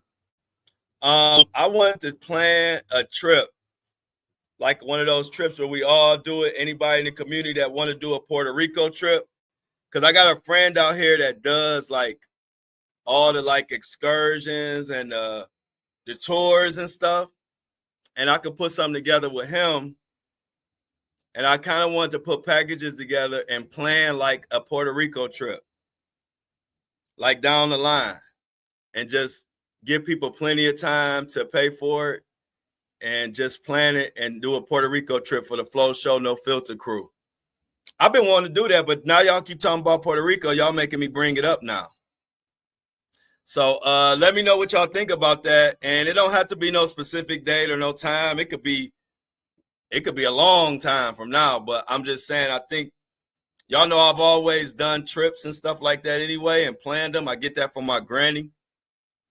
I think a good Puerto Rico trip would be good for the family, for the Flow Show No Filter family. Anybody who welcome and want to come to Puerto Rico, we'll put a package together, which will include all the little whatever, and we'll just spend some time. So y'all let me know what y'all think about that. I've been wanting to do that, or like put it together and plan it. So y'all talk about that and let me know y'all thoughts. Like I said, it could be way down the line. It don't have to be nowhere in the near future, but I think a good Puerto Rico trip would be a good little like excursion for everybody at part of the podcast. So I'm gonna think about that. Y'all let me know y'all thoughts.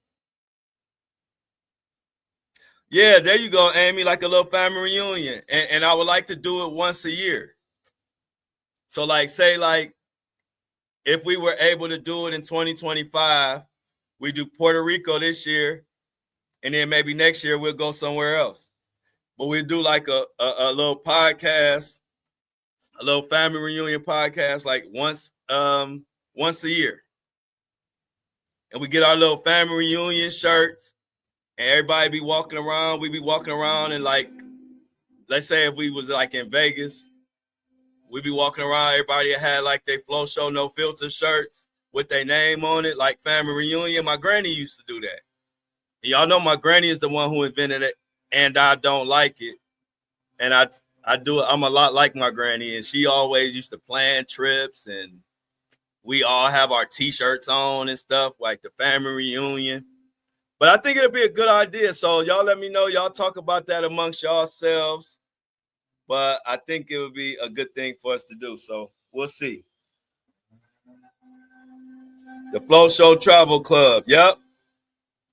And my best friend Darnell is putting together his travel agency as we speak. So we might even be able to use his travel agency to get good deals and to put the whole trip together so we have our itinerary and everything. All right, Jen. So yeah, once a year will be cool, choosing different locations. Yep. So we're gonna work on that, crew.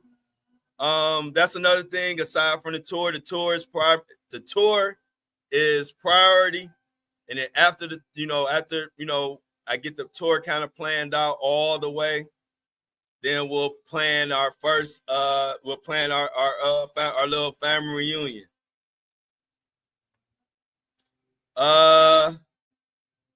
We are still loading. Shit. It's okay though. Now we back to normal. Yeah, definitely. Definitely. Yo, yeah, here come. He love traveling. He gonna come through on this, and Darnell the type, he gonna come through every time. I'm just joking with him. I just didn't ever ask him again, because I figured I could fix it. If I can do it myself, I try to do stuff myself. I don't like to bother people because everybody got their own life. So, but Darnell is very dependable to be quite honest, and so looking forward to that. But yeah, y'all. So we done came up with something. We came up with an idea once a year, the Flow Show family reunion. We do once a year. It'll be easier for us to just do Puerto Rico this year. And then next year we'll do something else or something. But yeah, we'll plan that out.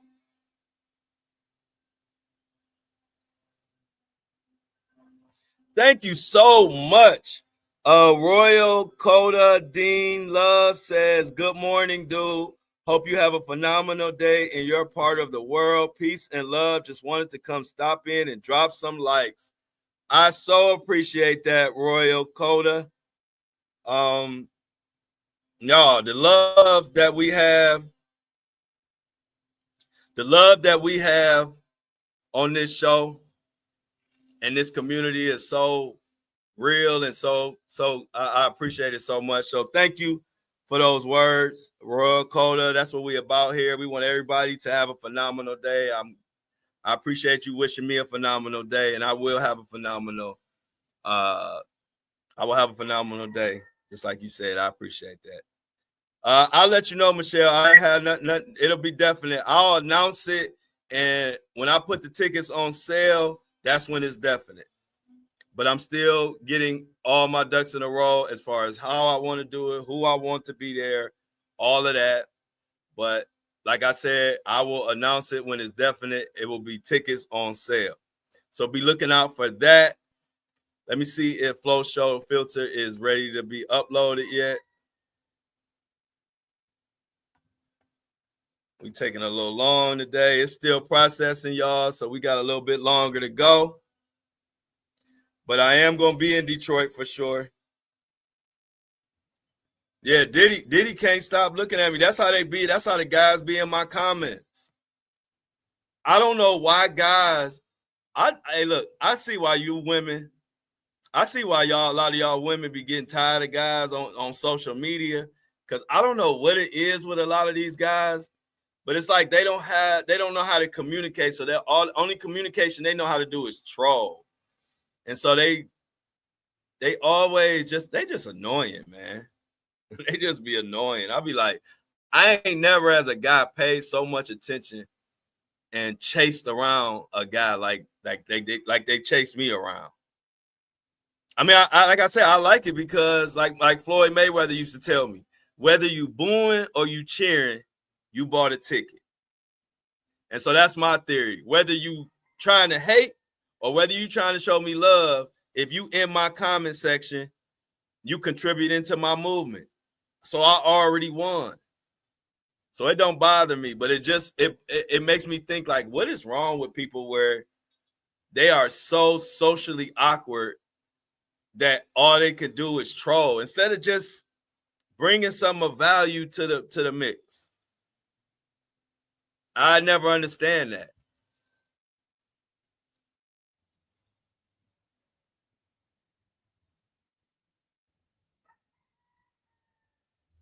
Wait until, man, they better not. Okay, no, it's all good, Michelle. No, I appreciate you, Michelle, but I'm just letting you know that I appreciate you, Michelle. I'm just letting you know that the minute it's locked in, I'm gonna let you know within 2 seconds after it's locked in. That's the point I was trying to make, like, because I'm gonna want everybody to have enough time to do everything they got to do. So the very second that it's locked in, I'm gonna make sure everybody knows so that we could get on top of it and make it the best situation it could be. So just let me clear that up, Michelle. That's why I was saying when the tickets go on sale, y'all gonna know immediately. Because the minute that it's locked in, the next second after it's locked in, I'm gonna be making an announcement and letting everybody know. Like immediately. Like the minute it's all the way set, I'm gonna be like, we set, let's go. Ball game, let's get it.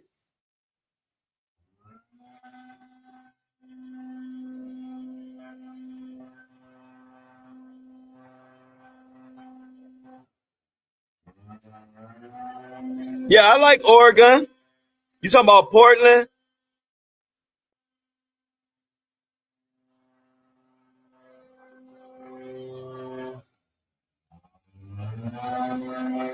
Yeah, but yeah, I like Portland. I don't know if you talking about Oregon, Portland, Oregon, but I have fans, and the guy has blessed me in a way where I have literally fans everywhere.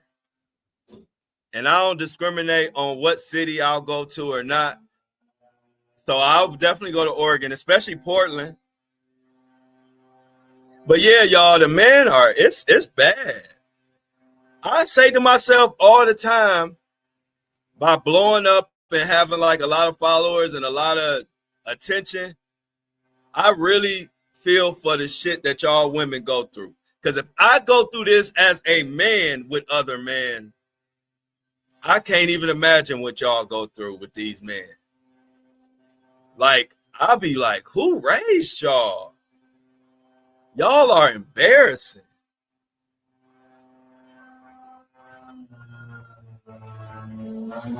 Amy said the men be proud of their thing, but she don't be impressed.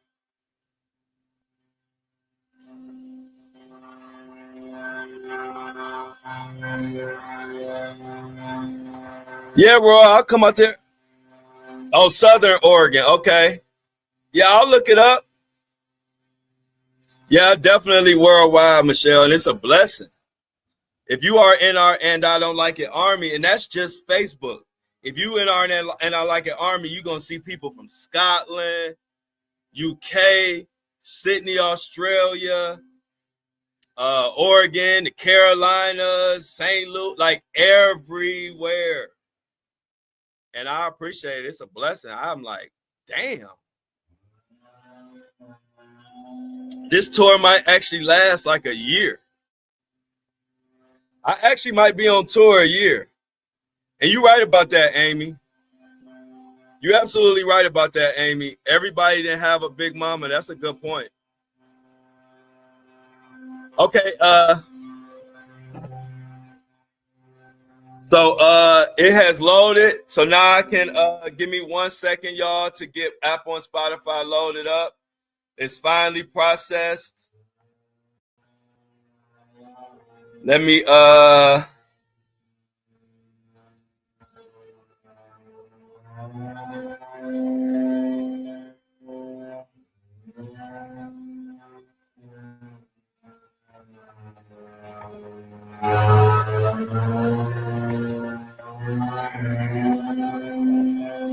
right, I'm almost there. Let me get this. I can't wait till we get this loaded.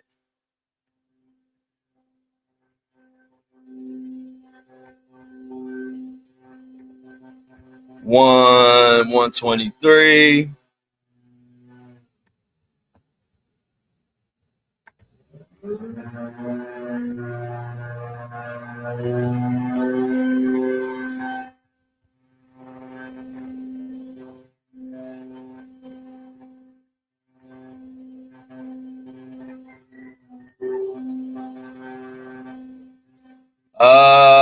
Boom, boom.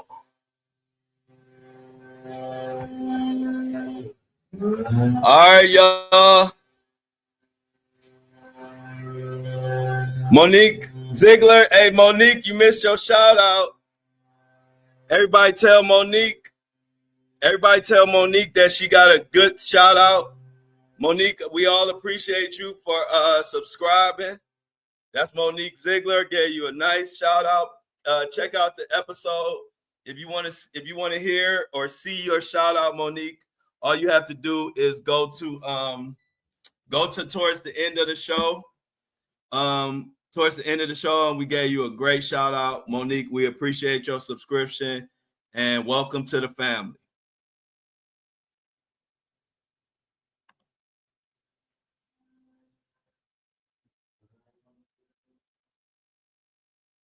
Oh yeah, I'm gonna do Jacksonville. I got people out there too, so we will definitely be in Jacksonville. Thanks, Amy. Amy got my back. She know I don't want to be looking like Diddy's jacket right here. That's how I was looking. But let me get out of here, y'all. We had a very productive show. We got a lot accomplished today. We back in video form. Interviews on the way. Hey, make sure y'all go to Mark Curry's page and tell all your friends we want to shower Mark Curry with love so he know that this is a safe space for him, and I ain't about to come here and try to make him look bad. You know, people are kind of worried about doing interviews sometimes, but that's my boy, and he already said he want to do it, and we've been talking before, so I know it's going down. But I want everybody in the community to go to Mark Curry's Instagram page. Leave some comments on his thing. He know who Flo is, and Flo show up. You want to at my page, Flo Daddy Flo. You can say, hey, Flo Daddy Flo sent me over here, or you ain't got to say I sent you. Just go over there and show him some love and tell him we look forward to hearing his story and diving into his book. Much love to everybody. Let me look. It should be just Mark Curry, but let me look real quick. Let me make sure. Let me see what his page is before I get out of here. Yeah, it's literally Mark. It's Mark K. Curry. I'll put it in the chat real quick. It's Mark K. Curry. Mark K. Curry. Yep. Okay, so I'll put it in the thing. That's his @ That's his @ on Instagram, and that's his name is Mark Curry, but his Instagram page is Mark K. Curry. I just put it in the chat. I ain't playing around. So yeah, let them know, y'all. But other than that, much love to all my man. Special love to the Breakfast crew. This is growing amazingly. Like I said, Shauna, I appreciate y'all. Always got to give Shauna her credit. No matter what, it was only one person who been here from the very first video episode, And it was just me and Shauna, and it's just continuing to grow and grow and grow. So shout out to Shauna. We did that first episode. It was my first video podcast episode. I didn't know how I was going to go. I ain't know how I was going to go doing my podcast and trying to do the video, but it worked out. And it was just me and Shauna on that first episode. Here we are. So much love to everybody. Michelle, I thank you for everything. Michelle has been a great help with the planning out the Detroit tour date. So everybody, shout out to Michelle. She came up with the venue, and she is continuing to help and push and make it happen. So we all appreciate Michelle too. And Jennifer has been very good with handling the And I Don't Like It Army. So I just want to give her a shout out too. Shout out all the subscribers. Join me every day at 7:30 a.m. for the podcast, The Flow Show No Filter live, or if you just want to listen to it on your own time, the audio podcast, which started it all and which is breaking records, is available on Apple and Spotify. Much love to everybody in there. Let's get them my mouths. Michelle already on it. Let's get them my mouths, y'all. We got our own language. We got our own everything. And I don't like it. Where the I'm outs? I'm out. I need some more I'm outs. I can't leave till I got about 3 more I'm outs. I'm not going nowhere.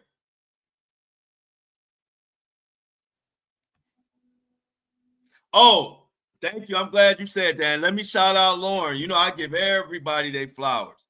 Lauren always leaves comments after the live closes. Lauren, I appreciate you for that because it really helps the algorithm. Lauren is the main one. I hope some more y'all learn how to comment when the live closes because it really helps the algorithm. Even Lauren left multiple comments, and it really helps push it out to more people. So, Lauren, thank you for always doubling back and making sure you comment. It really helps the algorithm, and I hope more y'all can do it like Lauren, where when this live closes, come back, and it only takes a couple seconds, but it means the world as far as pushing this content out. So when this live is over, I know Lauren gonna do it. She's been holding it down. I've given her flowers. Thank you so much, Lauren. Lauren will leave 7 comments to make up for the rest of y'all who don't even leave none. So please follow Lauren's lead and help the show out. And when this closed, leave some comments in this show, y'all. I love y'all, and I'm out. All right, C-Tug. C-Tone.